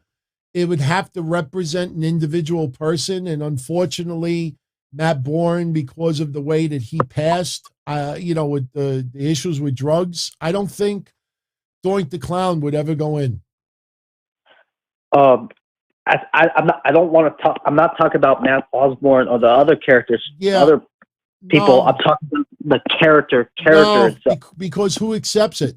You can't just, that's like saying that, Diesel should go in, but not Kevin Nash. I don't know. We're talking about WWE Hall of Fame, everybody, with Ali. I meant legacy wing for Doink. No, I don't think so. It has to be a particular wrestler. I mean, how many gimmicks are in the Hall of Fame that doesn't represent a wrestler? Oh, okay. I don't think anybody. Oh. Yeah, I don't think anybody. A character, it's got to be an individual person, because somebody has to make the character alive. It's not, the idea of the character themselves. So no, I don't see Doink going into the Hall of Fame. But yeah, I mean, Lee and everybody else is saying Ali is not in. I'm shocked. I am absolutely shocked. I mean, it makes sense because Ali, I don't recall ever a speech being made, but Ali definitely, without a doubt, should be in the legacy win. Just for his stuff with Gorilla Monsoon in the 70s, I would put him in. WCW, Antonio Oki and Muhammad Ali. Yeah, I mean, he did a little in WCW too. I would put Ali in. Absolutely. Ali definitely would go in the legacy wing. Yeah. All right. This is the last one. I just found out last night about it, and I found out on the Wrestling Inc., I believe. Somebody says that on the Wrestling Inc. article, they're saying that Cody Rhodes and Kenny Omega's our contract is almost expired in AEW, and I just want your take on it. Well, I don't know if that's true. I mean, I personally, I don't know if it's true. I mean, if Cody's contract is up soon, and I mean, how long is soon? 2-3 months? Is it a year? I mean, did they give any specific time frame? I didn't get any more detail. See, I just got this for IG. That's it. This is my interpretation of that. AEW started a little less than 3 years ago. 2 years. The contracts that were signed, nobody really had like 5, 6, 7 year deals. They, for the most part, had 2-3 years. So I think the Young Bucks were extended to 2024. But the thing is, just by simple math, if they started a little less than 3 years ago and everybody was signed to like 3 or 4 year deals, just by simple arithmetic, that would mean that some contracts would be up soon. And I guess since there's never been a press release by Meltzer or anyone else that Cody's contract was extended or Kenny's contract wasn't extended, then now they're saying, that means their contract should be up soon. But soon could be 2 months, soon could be 14 months. So I think that's someone that's just, it's too coincidental that came out right after the Young Bucks contract was renewed or extended. So I think they just said, they weren't, we haven't heard anything about Cody and Kenny Omega, so we'll just assume that it's soon. Personally, I can't see them going anywhere else, but I think Tony Khan is going to learn soon that this is a business more than anything else. And, I'm sure they're getting paid very well. They're double dipping, which they deserve because of the amount of work they put in. But if their contracts are up in 2022 or 2023, let's see if they renegotiate or do an extension. Yeah. Well, I just found out from Wrestling Inc. That's all I did. Yeah. That's why I just. I mean, soon could be anything. I mean, to me, that's intentionally done simply because they're just noticing that there hasn't been any news about another contract. So they're just assuming that the contracts are going to be up soon. To me, that's, anybody could have said that. So I have no, let's see what happens. All right, DT. Thanks for the question. Much love, my friend. Be well. All right. You have a good day. You too. Take care. All right. Bye-bye. All right. Hey, you're on. Who's this? Hey, it's Ahmed. How are you? Hey, Ahmed. What's going on? I'm good, man. I'm just enjoying watching your show. How's everything with you? Not bad. Can't complain right now. Can't complain. Yeah. I have a question about AEW Rampage. Sure. What do you think about the viewership, man? I don't know. As a fan, I'm enjoying the product. It's an easy watch. It's 1 hour of wrestling. But I don't know. I'm just seeing the ratings. It keeps going down and down. Do you think there should be, on Tony Khan's perspective, should he be worried? I think they have to work on a deal that gives them a different time slot. It's not, the 10 to midnight. I mean, if you go back or if anybody goes back to before Rampage started, you didn't get a lot of people complaining about the time slot. What a lot of people said was, wow, that's a lead in from SmackDown. They're going to have all those WWE viewers that are going to watch SmackDown and they can just turn to Rampage. And hey, even if they decide they're not going to keep watching it, that first or second quarter hour would be huge, bouncing off of SmackDown. And it hasn't happened. The problem with Rampage is, it's not just the pre-recorded, because they've teased the live and the ratings were not impressive live either. It's just that you can't just throw, matches together and that's going to tear the roof down as far as ratings go. I mean, Orange Cassidy versus, who was it? It was Jack Evans. Matt Hardy. No, it was Jack Evans, the hair versus hair. And, it's like, okay, it sounds like a fun match and everything, but who's going to stop what they're doing at 10 o'clock on a Friday night to see that? Tony Khan, he obviously loves, certain style of wrestling, but, it's more of the Ring of Honor, New Japan style, obviously not as much as a WWE character-driven, storyline-wise. And if Ring of Honor couldn't draw big numbers, and New Japan in the United States couldn't draw big numbers, Bryan Danielson, the feud with Adam Hangman Page would be great, but they're going to draw that out until January.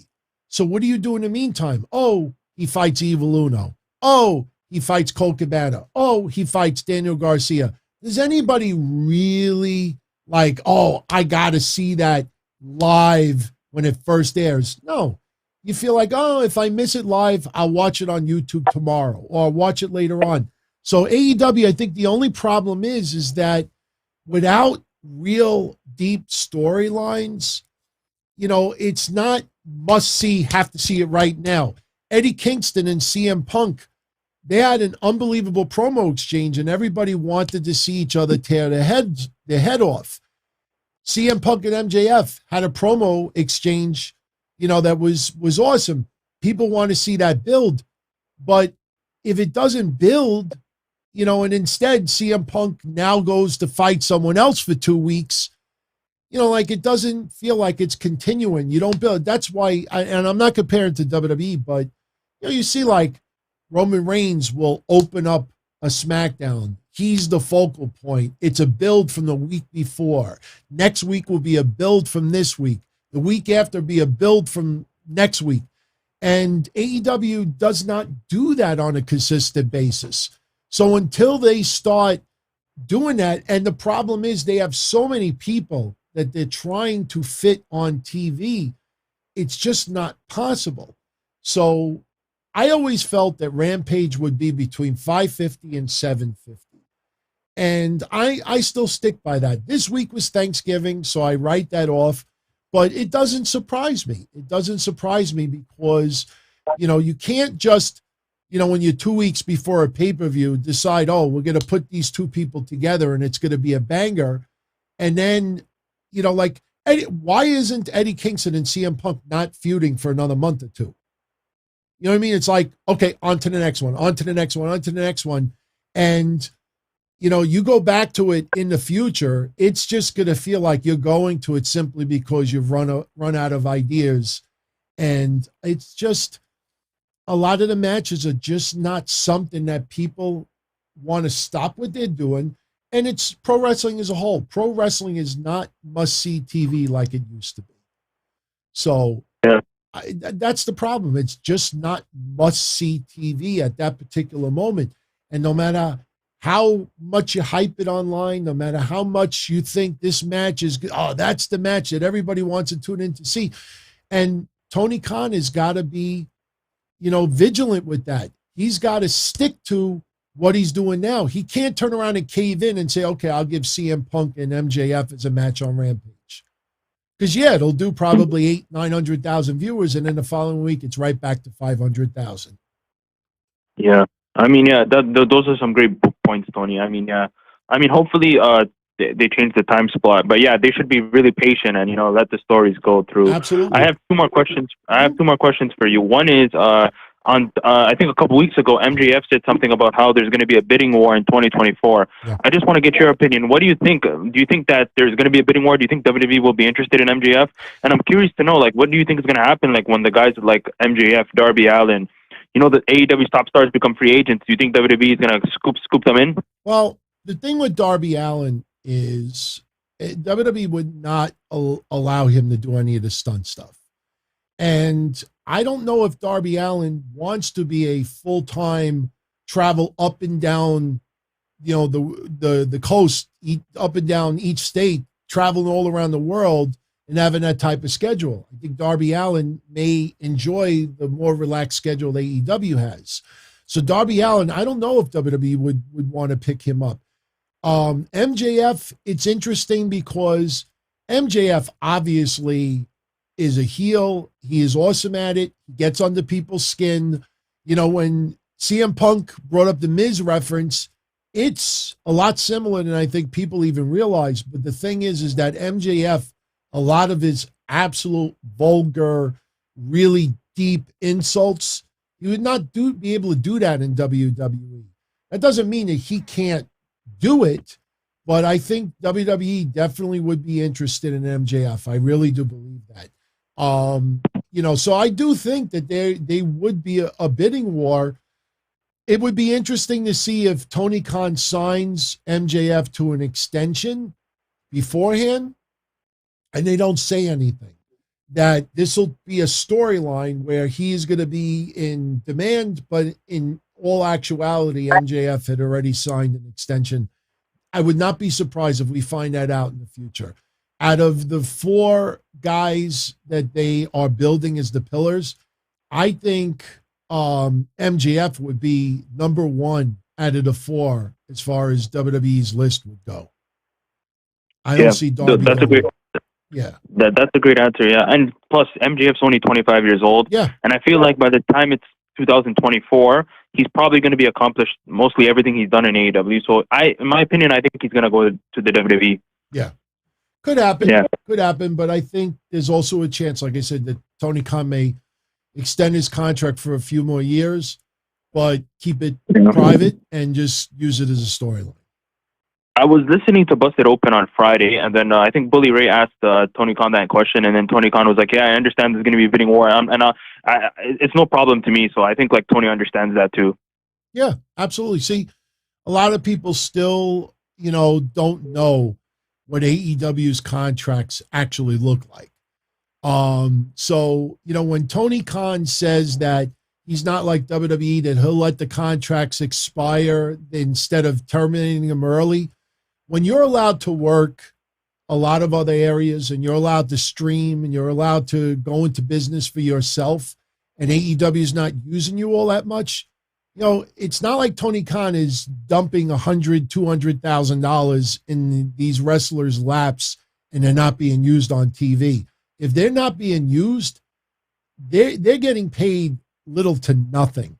Because if anybody thinks that AEW and Tony Khan is paying someone prime money and 90% of their work is for other indie feds, that's double dipping. And that's just not happening. So when you hear things about contracts, just take notice how nobody grills Tony Khan about not the specific numbers. We don't need to know how much these wrestlers are making, but nobody ever grills Tony Khan as far as how loose these contracts are and how little they make when they're not wrestling in AEW. Yeah. Those are some great points, Tony. I got one more question. I don't want to keep you up. It's in regards to Roman Reigns. I feel like WWE has done a really good job with Roman Reigns.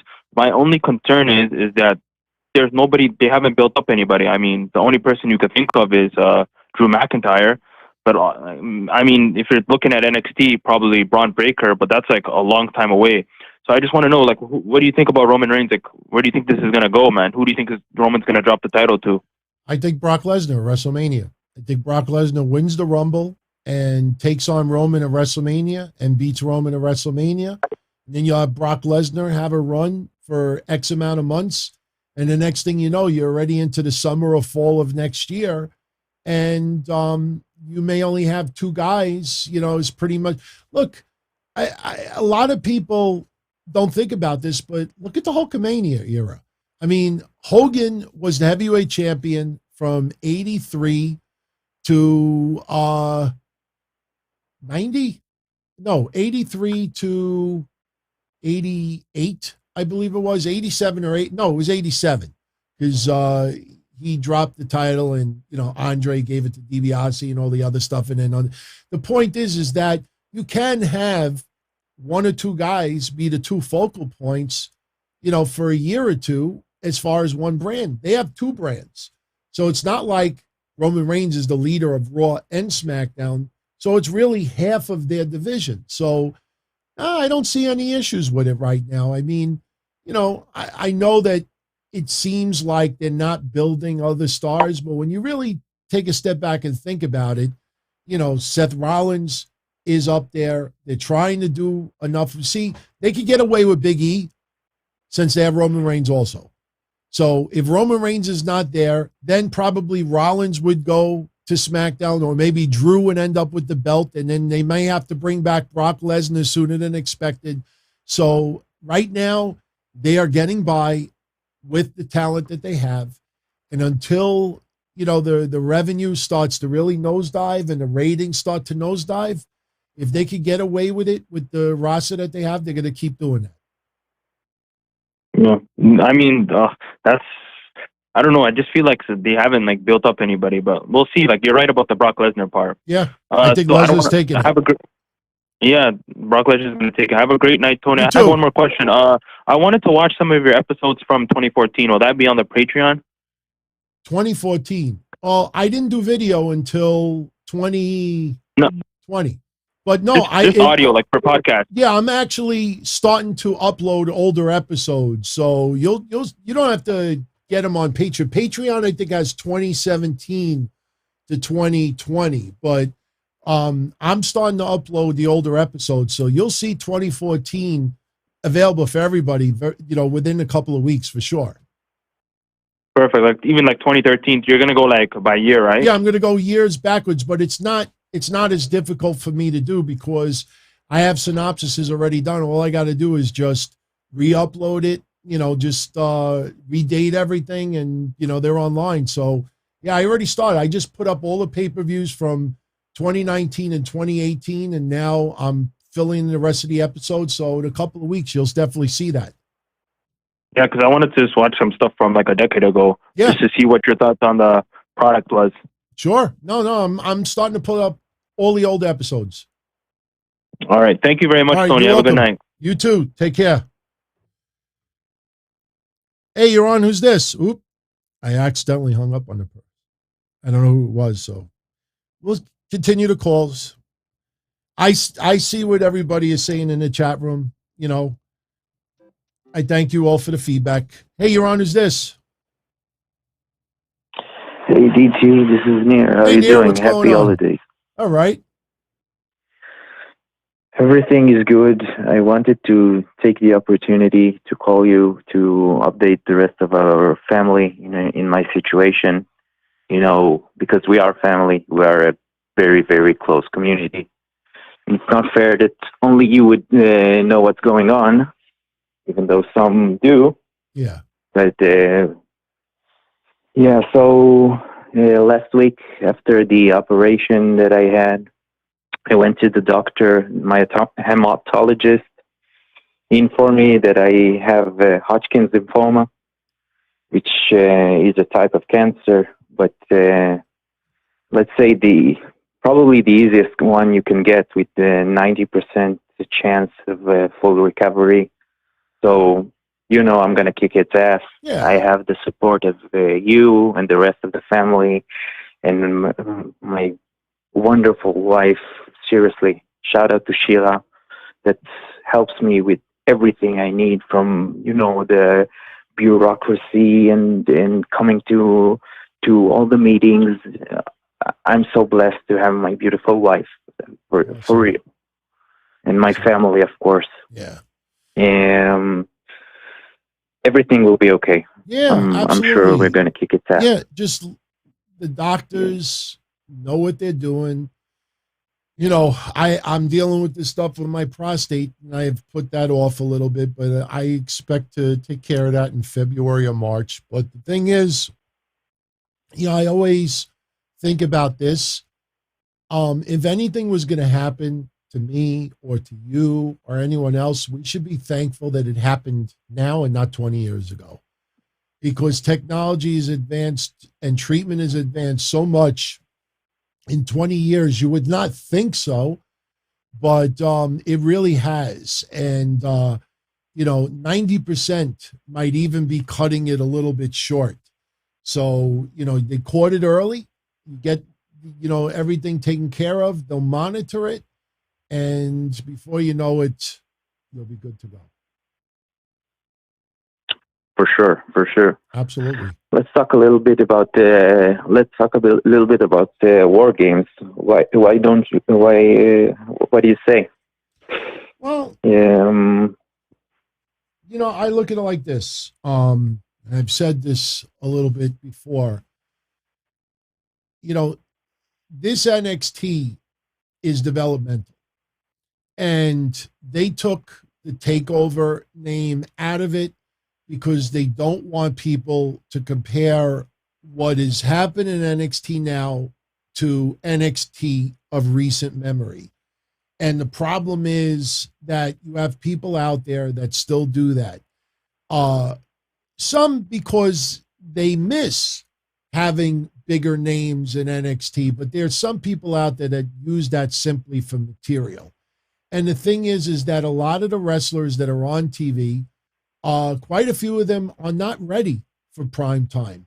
But the only way that they're going to be ready for prime time is to be used weekly, to perform in front of a live crowd, to get a little bit of TV time as well and get familiar with the hard camera and everything else. I mean, obviously, we learned that early on in AEW that a lot of wrestlers, Jericho said it admittingly in interviews, a lot of wrestlers after 6 months still didn't even know where the red light was, you know, as far as the, so the thing is, like Scotty 2 Hotty, and I know we'll talk about that tomorrow, but Scotty 2 Hotty asked for his release from WWE, and he was a trainer in NXT. And, you know, I asked a few people behind the scenes that I'm friendly with, you know, what the deal was with that. And pretty much what I got is that he is extremely frustrated because he was working on specific people behind the scenes in NXT to develop, to help build for the future. And he would be working on a few of those wrestlers, and next thing you know, they're released. So now he starts focusing on another bunch of wrestlers, and then he got released. So it's like, all right, you know, everybody that I'm trying to work on, almost all of them keep getting released. And it became very frustrating that how do I help people develop where they may be gone in a couple of weeks? And I kind of agree with that mentality. But as far as this War Games goes, I don't expect it to be one of the, you know, better War Games in recent memory. I think it's going to be very good, but I'm going into it with the same mindset that this is developmental. If it was OVW or Heartland, or Florida Championship Wrestling, you know, people didn't expect, you know, it to be pay-per-view quality with those promotions over the years. They shouldn't feel this way either. And again, there are people that are doing the opposite because they use it as material for their shows, period. So I'm going into it with, all right, this is their developmental, you know, being challenged, and let's see if they deliver. Mm-hmm. When it comes to War Games, when it comes to the storyline, with the story of War Games, I kind of look at it as the replacement for the old Survivor Series. You know, before the brand supremacy thing came to Survivor Series, when teams used to team up and settle their differences. That's how War Games feel to me in the last 2-3 years. Though the old school versus new school story seems like came out of nowhere, it still has this, I don't know, Survivor Series smell to it. You know what I mean? Yeah, I don't think it came out of nowhere. I think, you know, I've said it before, Ciampa's whole character is that he's a grizzled veteran, and that, you know, when he first came back and attacked Jake Atlas that time, he was a grizzled veteran, and he's amongst the locker room of very young guys that were very disrespectful, and he is, you know, still from the old school. So when Ciampa does lose that title, people are going to be dramatic and clickbait with it and say, oh, you know, that's the final nail in the coffin of Triple H's NXT. That's just not true. I said Ciampa comes off more like what Terry Funk was to ECW than Samoa Joe. Samoa Joe, all his interactions when he came back were the main event guys. Ciampa, his interaction is with the young guys. So, yeah, I mean, you have the veterans that are there that are more old school versus 2.0. It's like the old school NXT versus the new crop of talent.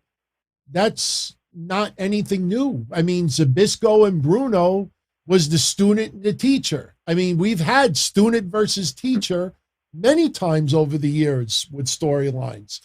This happens to be a group of people, but, you know, it's, to me, it's nothing different. It's indirectly the school versus the teacher. It's the teachers versus the students. That's what it comes off as. Not necessarily old school versus new school. It's more teachers versus students. Yeah. I think it's going to be surprisingly good. Okay, shout out to you, DT, and to everyone in the chat. Thank you very much. Keep Have a battling, great my night. friend. Thank you. All right. Bye-bye. Have a good one. Yeah, prayers to Near. He'll kick the shit out of the lymphoma, without a doubt. And I'm not just saying it to make him feel good. I mean, I've known people who had it over the years. Hell, we've seen it in wrestling. And, everybody is pretty much beaten it. So no reason why Near won't. So, all right, let's take a couple of more calls. Great topics tonight. We're at an hour and 50 minutes. So we'll take a few more. Good evening. You're on. Who's this? Hello? All right. I know sometimes you hear that sound and sometimes you don't because we got two phone lines going. So I just don't want to keep muting it because I'm a little lazy right now. I'm going to be honest. Hey, you're on. Who's this? Hey, DT, David Peralta. How you doing? Hey, David, what's going on? I just got back home from work, just eating my dinner. Nice. Watching Just now, I'm just starting to watch your podcast right now and see what's going on. How you, man? How you doing? I can't complain. Can't complain. Back from a little vacation. Sucks. I got to go for a stress test tomorrow morning.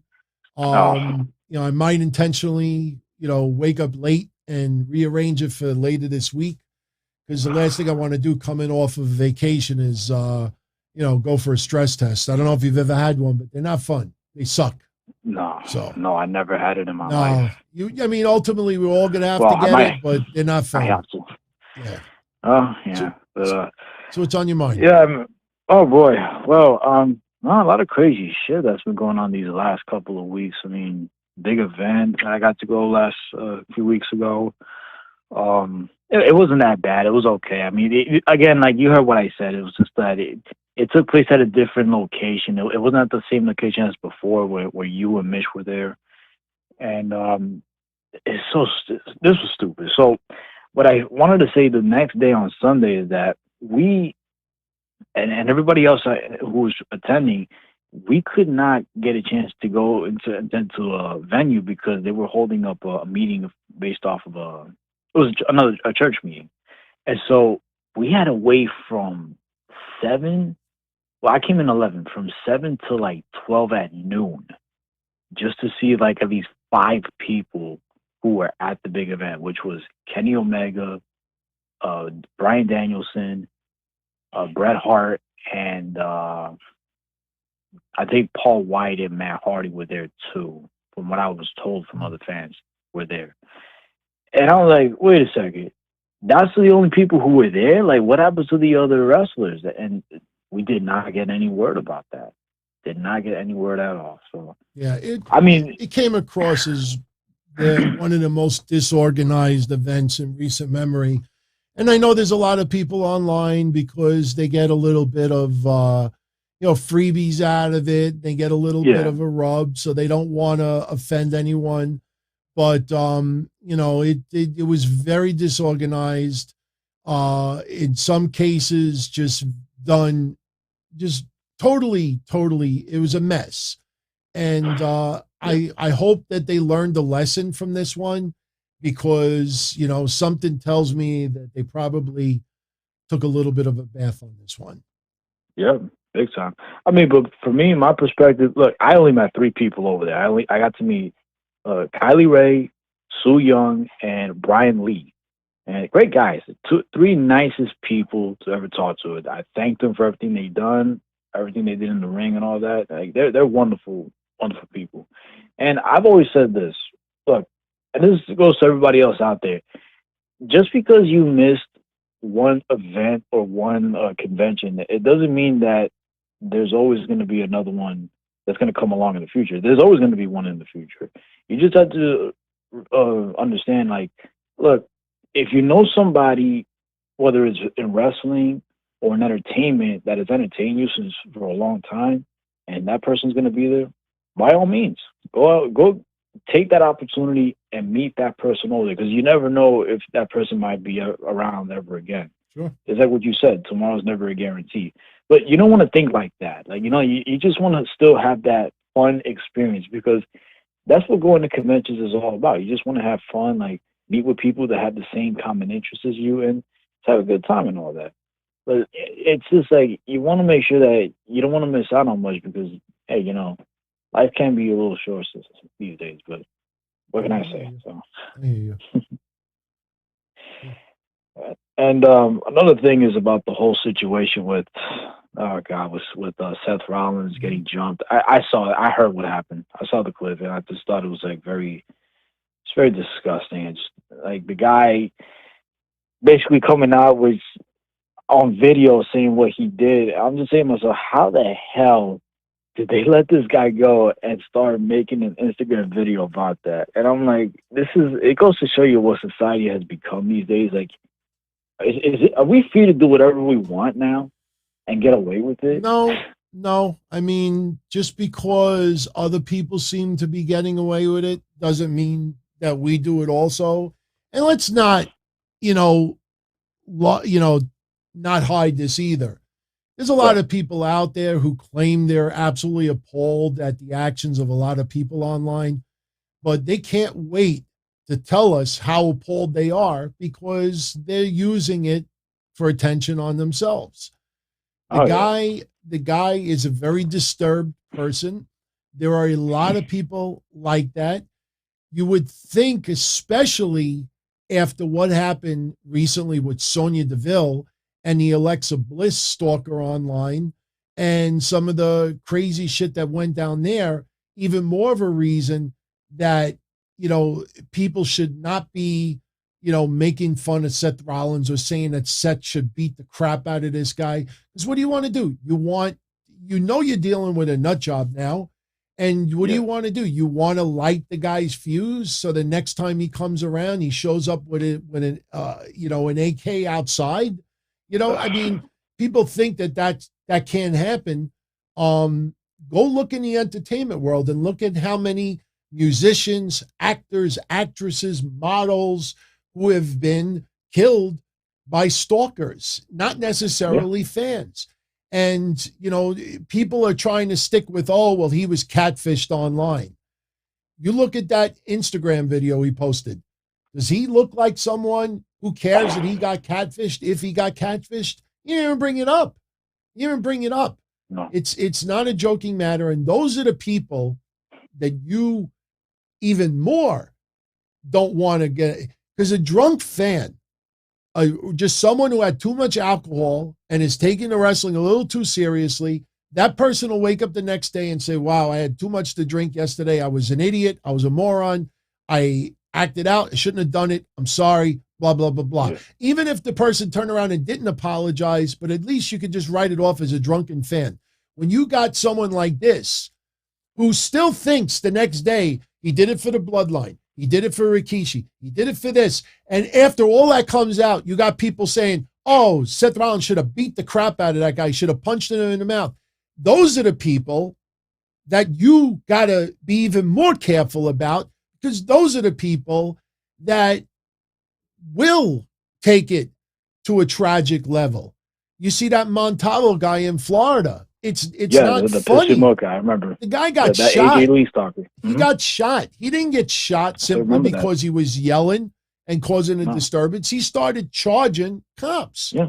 So, after everybody realized, the deal with this guy, and still doubling down saying that, it was security, it was this, it was this. Fuck that. Because even if there were 100 officers in that building, that guy waiting, found his moment, jumped the guardrail, and did what he did. It's just, those are the people that you have to be extra careful about. Not, I should have kicked him in the mouth. He should have did this or this. No, man. Just because the guy, like I said, there's some podcasters that, after all of this, were laughing about it. And I'm like, laughing? This guy's got a bunch of screws loose, and the guy thinks deep down inside that he's doing this for the right reasons. Those are the people you have to be extra careful about.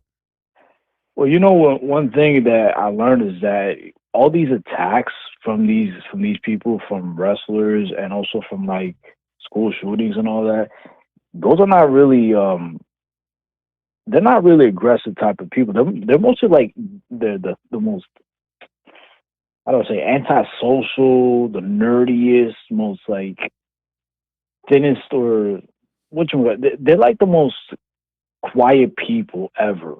Those are the most dangerous because you don't. They're the most dangerous. Yeah, time bomb. They're the most dangerous because like it's what people need to understand and need to learn about this too. If you see somebody who is not very talkative and who has a hard time being social, at least have the decency to just go over there and introduce yourself and just talk to them, so that way you don't have to prevent any type of massacre or any type of like tragic situation that's going to affect like everybody else. Because that's the one thing that's missing in today's society, is like you need to have people that has to talk to those individuals who don't seem to like have that that social connection when it comes to others. And that way, in the end, they'll say to themselves, you know what, we're glad that we talked to this guy. And when you get to know them, they don't seem like they're bad.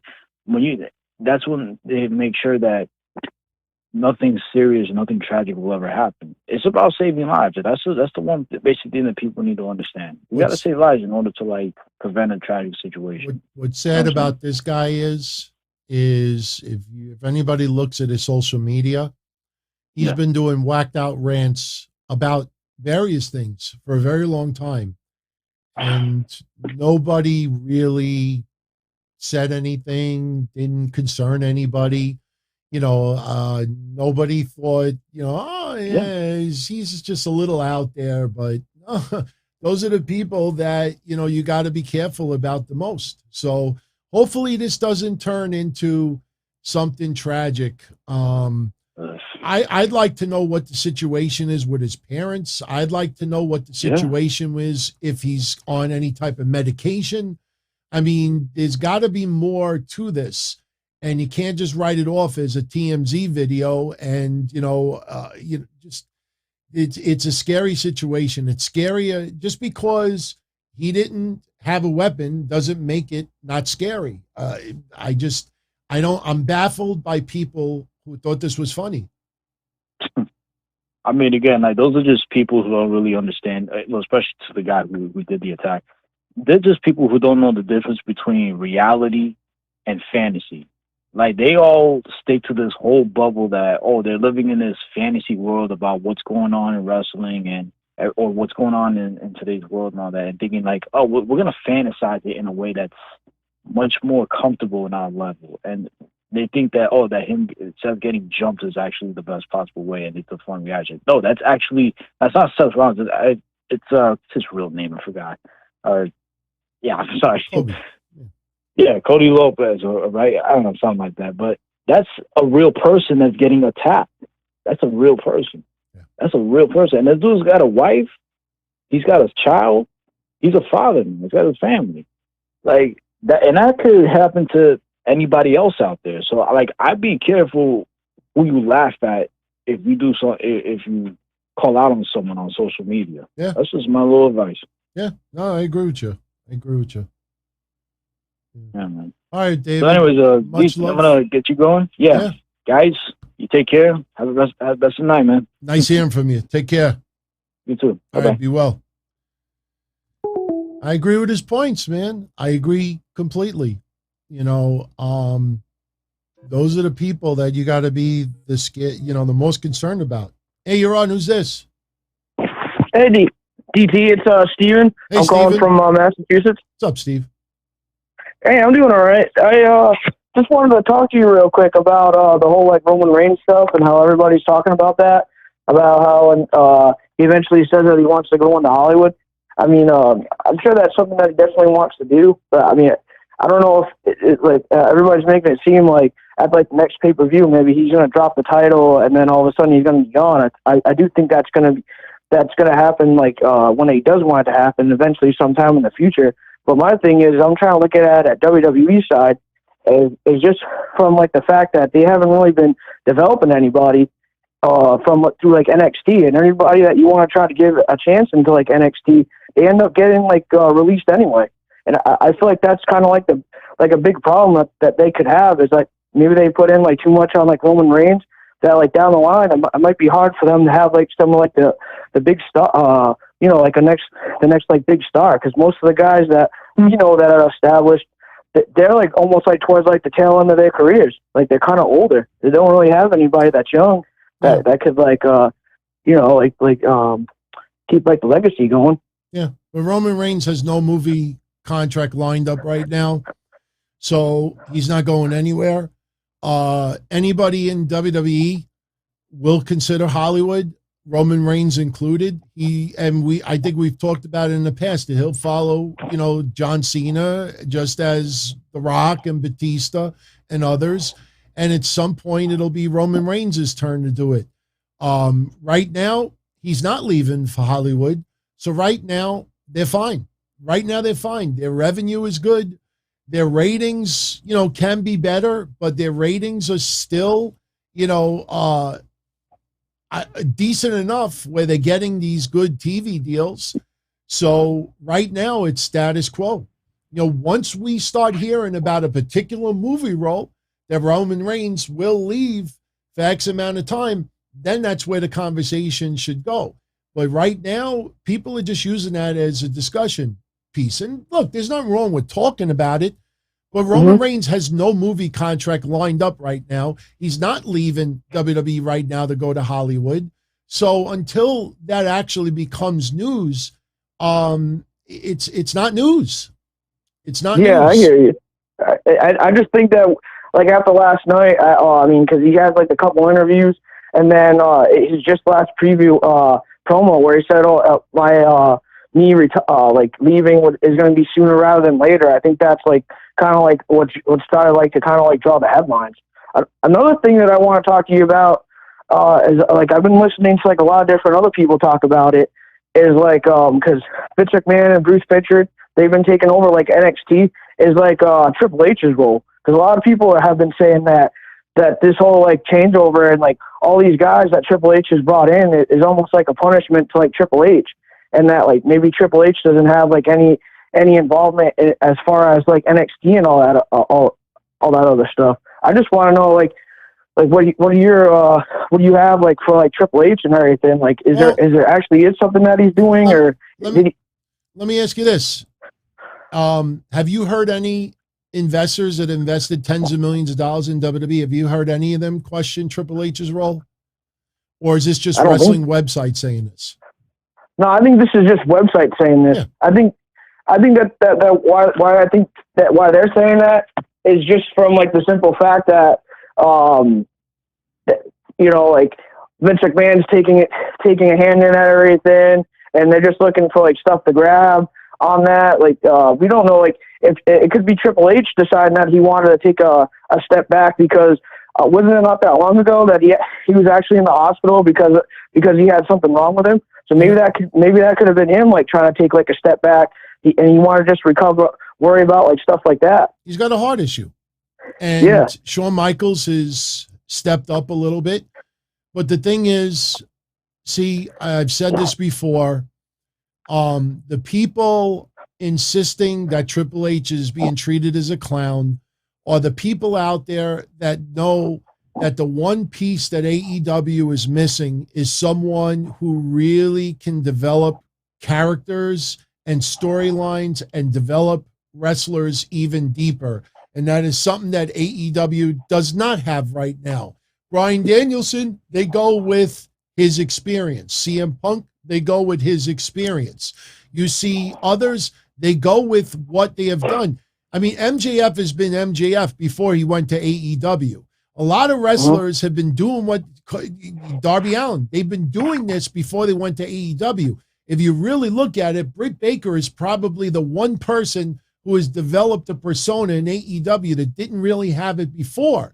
So the thing is that a lot of people fantasize that if Triple H would leave WWE and get behind an AEW, that with Triple H's mind and Tony Khan's bankroll, that there's nothing that'll stop it. So they insist on making Triple H look like a clown to try. So every time there's a release, they try to make it seem like Vince McMahon would rather sacrifice money and make Triple H look like a goof than to keep people around. It's just, it's asinine. No investors bring this up until the people who actually put money in the company and tens of millions in the company start questioning this. I don't take it simply because a website wants you to believe that it's true. These are wrestling websites. This is not investors. So I don't buy it. I don't buy it. And Vince McMahon has been involved with NXT since 2010. And people forget stuff like that. And what you're talking about, they don't forget. They know, but you know how it is. They just want to get that big that big click, the big clickbait that you talk about. Yeah, I don't blame them, but just because you say something 50 times doesn't make it true. You know, Triple H is in corporate in WWE. He had the suit and the hard hat on, just like everybody else in the WWE that went to see their new headquarters being built. What made Triple H any different? Why? Because some NXT stars are being released? I mean, it's ridiculous. It's ridiculous. Yeah, I agree. And another thing I want to talk to you about is, like, I'm happy for, like, AEW myself, and, like, everybody wants, like, some of these release guys to go to AEW and everything like that. But I mean, like, for every guy that signed, I mean, look at a guy like Brian Cage. He lost the FTW title to Ricky Starks, and we haven't even seen him on AEW anymore. I mean, I don't watch like the Monday show or like the Tuesday show, so I don't know if he's on there. But he hasn't even been on like Wednesday, and he hasn't even been on there on Friday. So it's cool that you know, like they're bringing in all these guys, and I'm liking like all the people that they're bringing it in. But they have to try to like keep a balance as to like if they're gonna keep bringing in all these guys, they're gonna have to maybe do like another show, because the Friday night show for an hour like that, you can only do so much with that if you want to keep bringing in like Bray Wyatt, you know, like Keith Lee, Karrion Kross, and all these other guys that kept getting released. It's for every guy that like we all talk about that want to go over there, it's gonna hold like somebody back. I agree.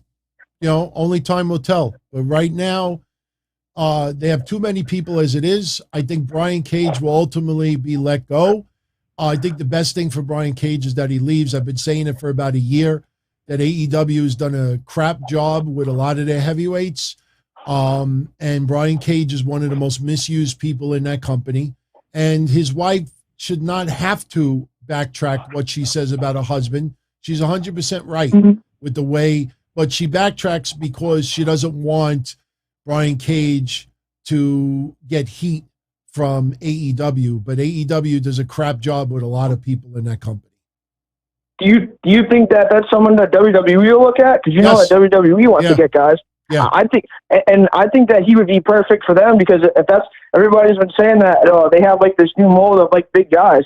Well, that's one thing that like WWE has always known how to do, whether some people like it or not, is that they have like a good way of like using bigger caliber wrestlers. Yeah. So even if they want to sign like another guy like Lance Archer, who's another guy that I haven't even seen him on there in a while. He's injured. And he's injured. And he would.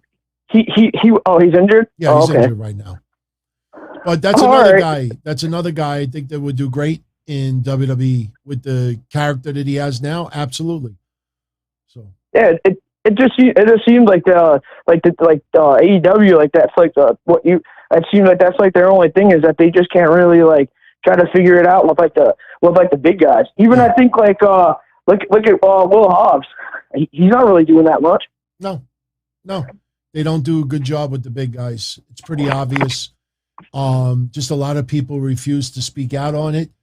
They, the reason why a lot of wrestlers don't speak out is because they could still work elsewhere. They could still make up for it by working other venues and other promotions and still get out there. If they didn't have the opportunity to work elsewhere and their only source of income was AEW, I guarantee you would hear a lot more wrestlers being very frustrated with the way they're being used. But you don't hear that. But, you know, you give it another 6 months, I think you're going to start seeing some changes in AEW. Yeah, I definitely totally agree. And I know you had a caller like previously. He said something about like taking advantage of meeting like wrestlers. I will say that there was like a con around here, and I did have an opportunity to take a chance to try to meet like Britt Baker and like Adam Cole and stuff like that. And I think that was actually like pretty cool that they even have like an opportunity to be around here. Yeah. So I definitely agree with those people when they say that if you see like a wrestler from like AEW or like WWE that's like around here, because you have no idea like when they're going to show up. I think it was like 2 years ago, Dean Ambrose was John Moxley was advertised around here, and that was the only year that he came in. And like, I mean, I know like his problems and stuff like that, but I mean, I'm just saying like as far as like him booking around like that. So it's definitely like a good opportunity to try to like, when you see like these guys come around here, if you have a chance to definitely go out and see them. Absolutely. But thanks, DT, man, and it's always a good conversation with you, man, because I know like you always been keeping it like 100%, and I like listening to you because you just say it how it is, man. Thank you, I appreciate that. Yeah, no problem. All right, have a good night, Steven. Be well. Yeah, you too. And if you have your stress test tomorrow, good luck with all that stuff. Thank you. I appreciate that. No problem. All right. I'm serious, everyone. I'm going to probably wake up late tomorrow and reschedule for later this week. I definitely don't feel like taking that tomorrow. That's, trust me, not fun. I want to do the treadmill, but my ankle is so shot from my car accident.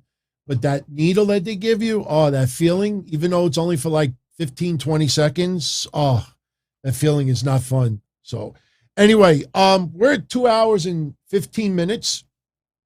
I'll be more than happy to go another 10 to 12 minutes. So if you want to call in, this is your last opportunity. Otherwise, we're going to call it for the night. And we'll be back tomorrow. So, or I could just end it now and then be up here with Mish at 11 o'clock.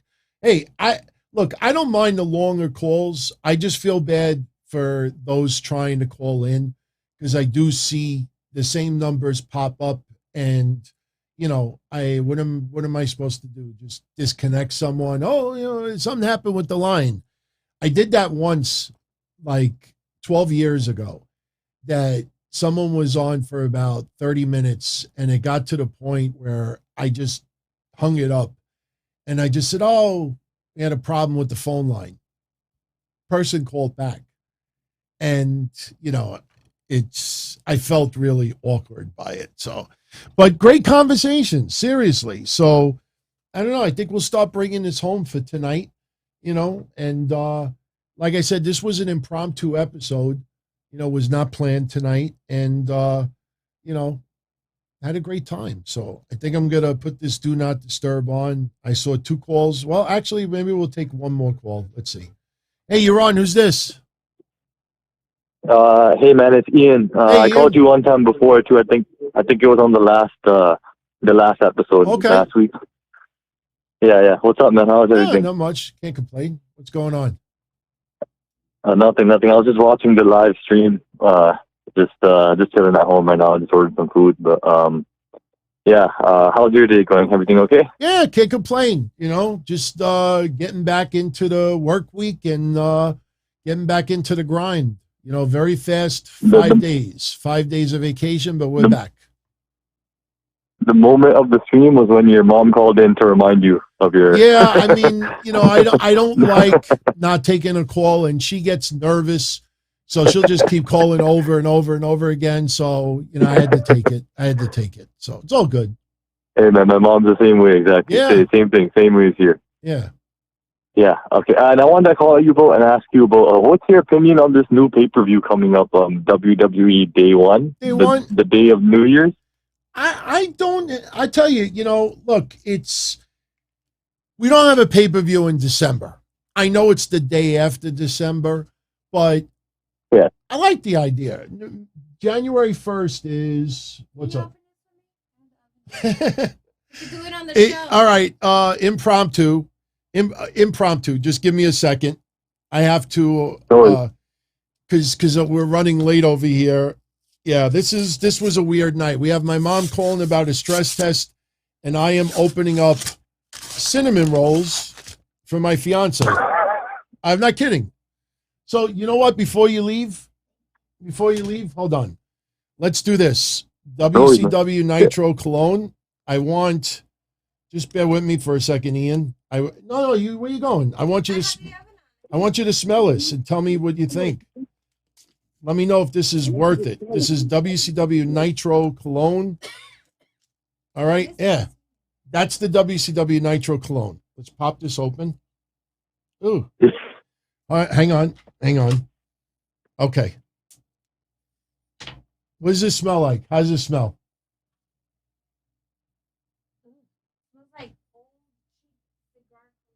Smells like old cheap cigar cologne.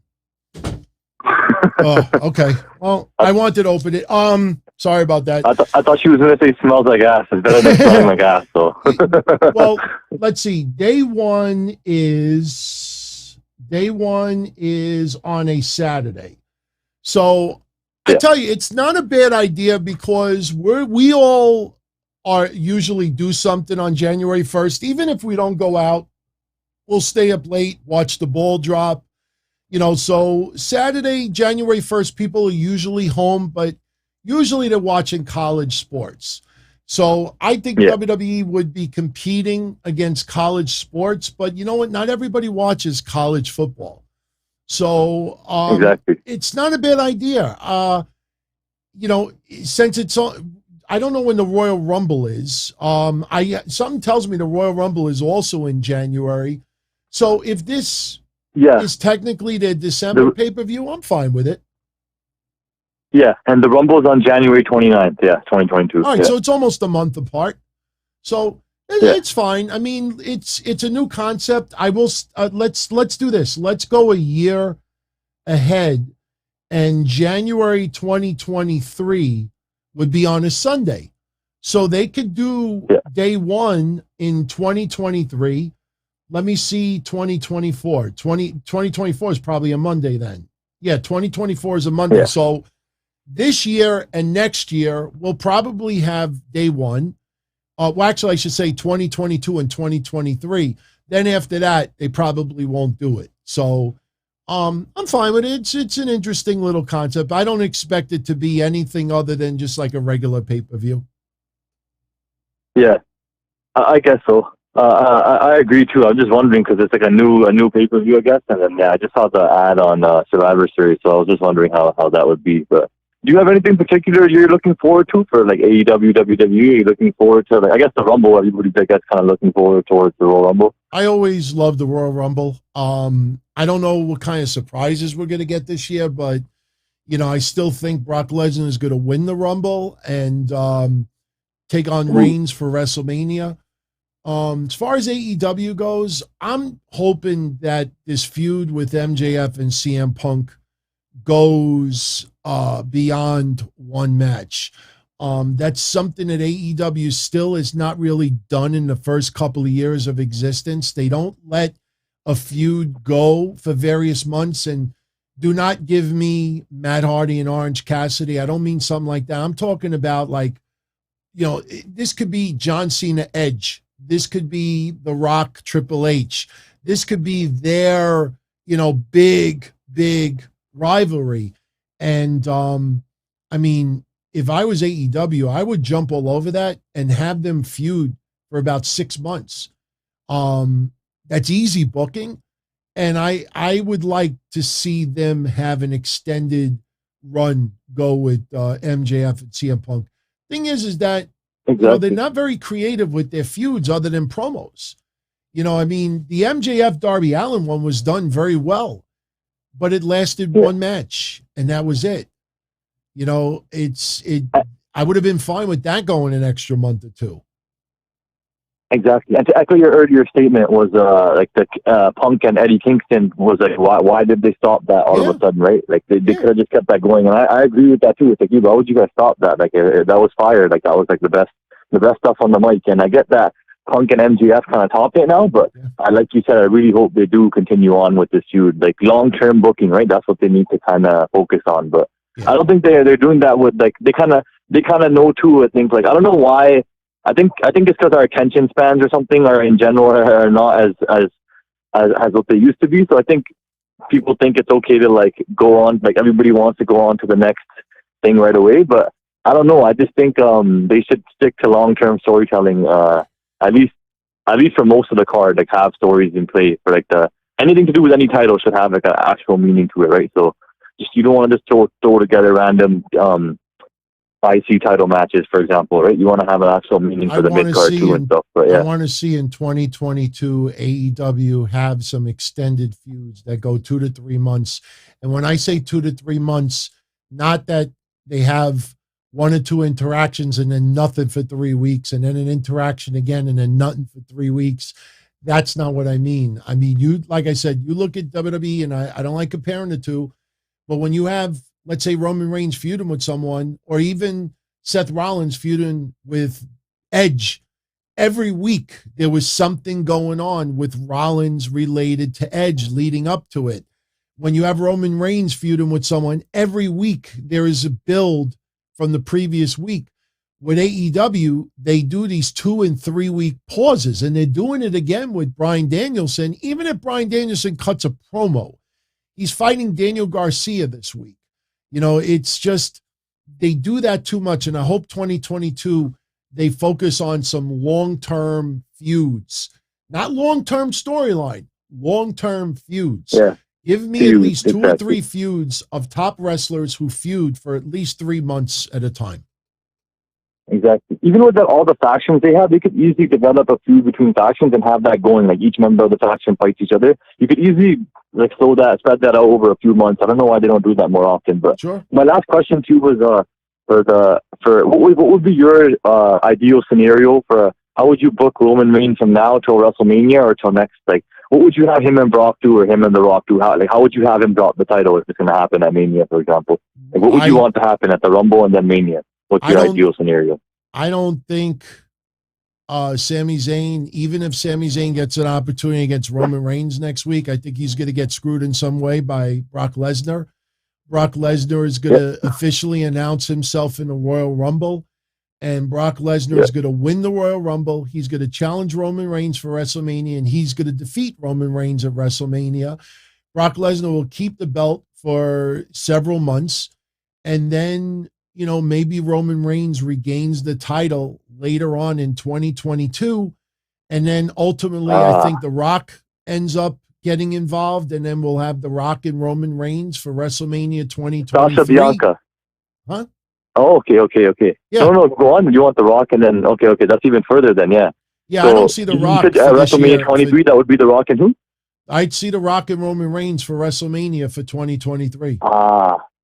Okay, that's smart. But what I meant by Sasha and Bianca was like how Bianca won the Rumble last year and then went on to Mania to beat Sasha, and then she eventually got her back. Or actually, Becky got her back. But yeah, that's what it would be: Brock winning, and then Brock winning at Mania, and then eventually Roman would come back for the revenge. Basically. Yes, absolutely. That's where I see it going. That would be a good way to actually do it. I hope they do that, but I'm not sure that they would. But that's actually awesome. I personally think someone up and coming is going to win the Rumble. I'm not sure, but I just can't really see Roman dropping the belt to anybody unless it's like Brock or The Rock, to be honest. So it doesn't make sense for Lesnar to kind of take it off him, right? So if Brock doesn't get it, then what's Brock's role there? I mean, you know, he's got to win it. To be the Heyman turn. Don't you think it would be Heyman turning on like Heyman at the last second screwing Roman over, and then Brock regains it with Heyman? No, I think Roman Reigns will turn on Paul Heyman. Yeah, okay, that way too. Yeah, exactly. I see him turning and on help Paul out Brock, I guess. Yeah, man. That's where I see it awesome. going. It's going to be fun to see Sami Zayn get screwed over on SmackDown again. Yeah, I mean, I'm surprised how many people didn't see that. I mean, I know a lot of people wanted Jeff Hardy to win, but for what? To have a match against Roman and lose? I mean, Jeff Hardy is not going to have a feud with Roman Reigns right now. We're leading into day one and then leading into the Royal Rumble. And Jeff Hardy, it's not happening right now. Yeah, exactly. I wouldn't want to see him get squashed by Brock. Yeah. All right. Well, my friend, have a good night. Thank you for calling in as always. Yeah, don't be All a right, stranger. sir. Yeah, definitely. I'll give you a call again, and it was really fun. So keep the show going. Thank you, man. Thank you. All right, have a good night. Yeah. Okay. All right, everybody, we're definitely going to wrap it up now because we're at 2.5 hours. Great calls tonight, great conversation. I know some went a little bit longer. I think 25, 30 minutes it's too much. I mean, let's be honest. I love the conversations and everything, but again, my apologies for everyone that was trying to call in.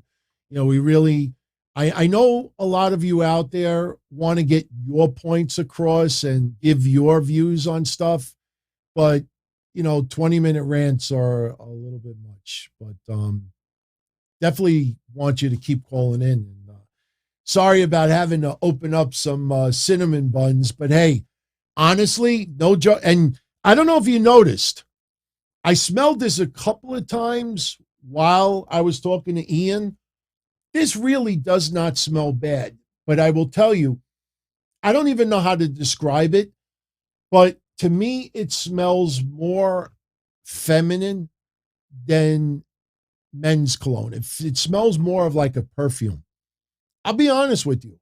I really would not go against wearing this like out to dinner or to a party. I think if I put just a little drop on, it does not smell bad. I'm pleasantly surprised on how nice this smells. I don't normally wear cologne as it is, but like I said, the fact that she allows me to do these shows with all of you out there, if the trade-off is for me to open up a pack of cinnamon buns so she could have a little bit of carbs and sugar while I do the show, good trade-off. But hey, thank you for an awesome impromptu episode of the Sit Down. Obviously, if you haven't figured it out, this will remain as a call-in show on Sundays. Yes, tonight we chatted for the first hour of the show. We took calls for 90 minutes, believe it or not, but I think that was because we didn't do a show on Thursday. We didn't do a show on Saturday. So there were a few topics that we definitely needed to chat about. But the next one that we do, which will be next Sunday, we'll pretty much take calls for the whole show. I definitely plan on getting a lot more of you to be able to call in, and we will keep the conversations a little bit tighter going forward. Even if I have to shorten my answers so we could move on, I will definitely do that. But no, I'm not kidding. It really smells better than you think. Now, I have about 15 of these. So maybe next week we'll give a few away. Now, because I was gone for the last 5 days, I know there was one or two of you out there that were asking about Moxley books that you won. I'm pretty certain that I shipped everybody's out last Wednesday, right before the holiday. I know I shipped 2 overseas and I shipped 2 others. But tomorrow I'll check, and if anybody's did not go out yet, I'll ship it out tomorrow. But I try to keep keep the prizes, going out, as quickly as possible. The only one I've had a problem with is that Undertaker. Remember the Undertaker thing we blew up? I promised it for someone, and the thing is, I can't fit it back in the box. And I don't have a box big enough to put everything in. But, that'll go out this week. But, all right, I'm going to jet out of here. So thank you, as always, for the support, everyone. If you know anyone out there that you think would enjoy these shows, let them know. Give them the YouTube channel link. Give them the new link for Blue Wire, which I am now a proud member of. DonTony.com is the website where you can get all the archives. And I wasn't joking when I said earlier, I am now working on uploading archived episodes. I am going to put back online a lot of the old DTKC stuff. I obviously have to go through them first. So it'll take me a few weeks to do, but you will see every couple of days, you'll see a bunch of episodes go up. Like I said, today, for about an hour, I uploaded all the pay-per-views from 2018. Last week, I uploaded all the pay-per-views from 2019. So little by little, we're getting everything back online. If you can't wait, like I said, on Patreon, there's episodes from 2017 to 2020, every episode in its entirety. But I'm going to start working on the older episodes. And for our elite channel members, you know, you got a sample of our Patreon show, and I think that will be a regular deal now on YouTube, only because when you really look at it, that only really is about 10 or 15 of you, because a lot of my YouTube channel members are already Patreon subscribers. So there's only maybe another 10 to 15 of you on our elite channel members that are not on Patreon. So we put that up there, so it's a little extra bonus for everybody. But everyone on the way out, if you enjoyed tonight's show, smash that like button. If you're not a subscriber yet, please subscribe. And again, if you know anyone else out there that would enjoy the shows, let them know. And I thank you, as always, for the great conversation. Loved it. Right back in the swing of things. So tomorrow night, after Raw, Mish and I will be right up here. We will give you the Raw recap. We will get into any news that transpired over the weekend. Definitely want to talk a little bit more about that Scotty 2 Hottie release. It's a little bit bigger than you think, because it's the overall climate as far as the trainers in NXT. And I got a few other topics of discussion, and who knows, maybe something else will surface about that Seth Rollins incident from last week. Hopefully we get none tomorrow. So everyone, have a great night. All the best. Happy belated Thanksgiving again. And for those out there who celebrate Hanukkah, happy Hanukkah. So good night, everybody. Be well. And I'll talk to you soon. Ciao. As far back as I can remember, I always wanted to be a podcaster. For me to live any other way was nuts. To me, those goody-good people who worked shitty jobs for bum paychecks and took the subway to work every day and worried about their bills were dead. I mean, they were suckers. They had no balls. If I wanted something, I just took it. I ran everything. I paid the bills. I paid the host. I even paid the masked maniac. Everybody had their hands out. Everything was for the taking. We always called each other good fellas. You would always hear from somebody. You're gonna like Don Tony. He's alright. He's a good fella. He's one of us. But if you're part of my crew, nobody ever tells you they're gonna get rid of you. It doesn't happen that way. There weren't any arguments or curses like in the movies. See, your haters come with smiles. They come as your friends, the people who've claimed they care the most for your life. And now that's all over. And that's the best part. Today everything is different. There's lots of action. I don't have to wait around for everything like everyone else. Oh, I didn't get the vaccine? Fuck you, vaccine me. Oh, your delivery guy has COVID? Fuck you, feed me. Right after I moved here, I ordered egg noodles and ketchup, and I got spaghetti with meat sauce. I'm no longer an average nobody, while they get to live the rest of their lives like a bunch of schnooks.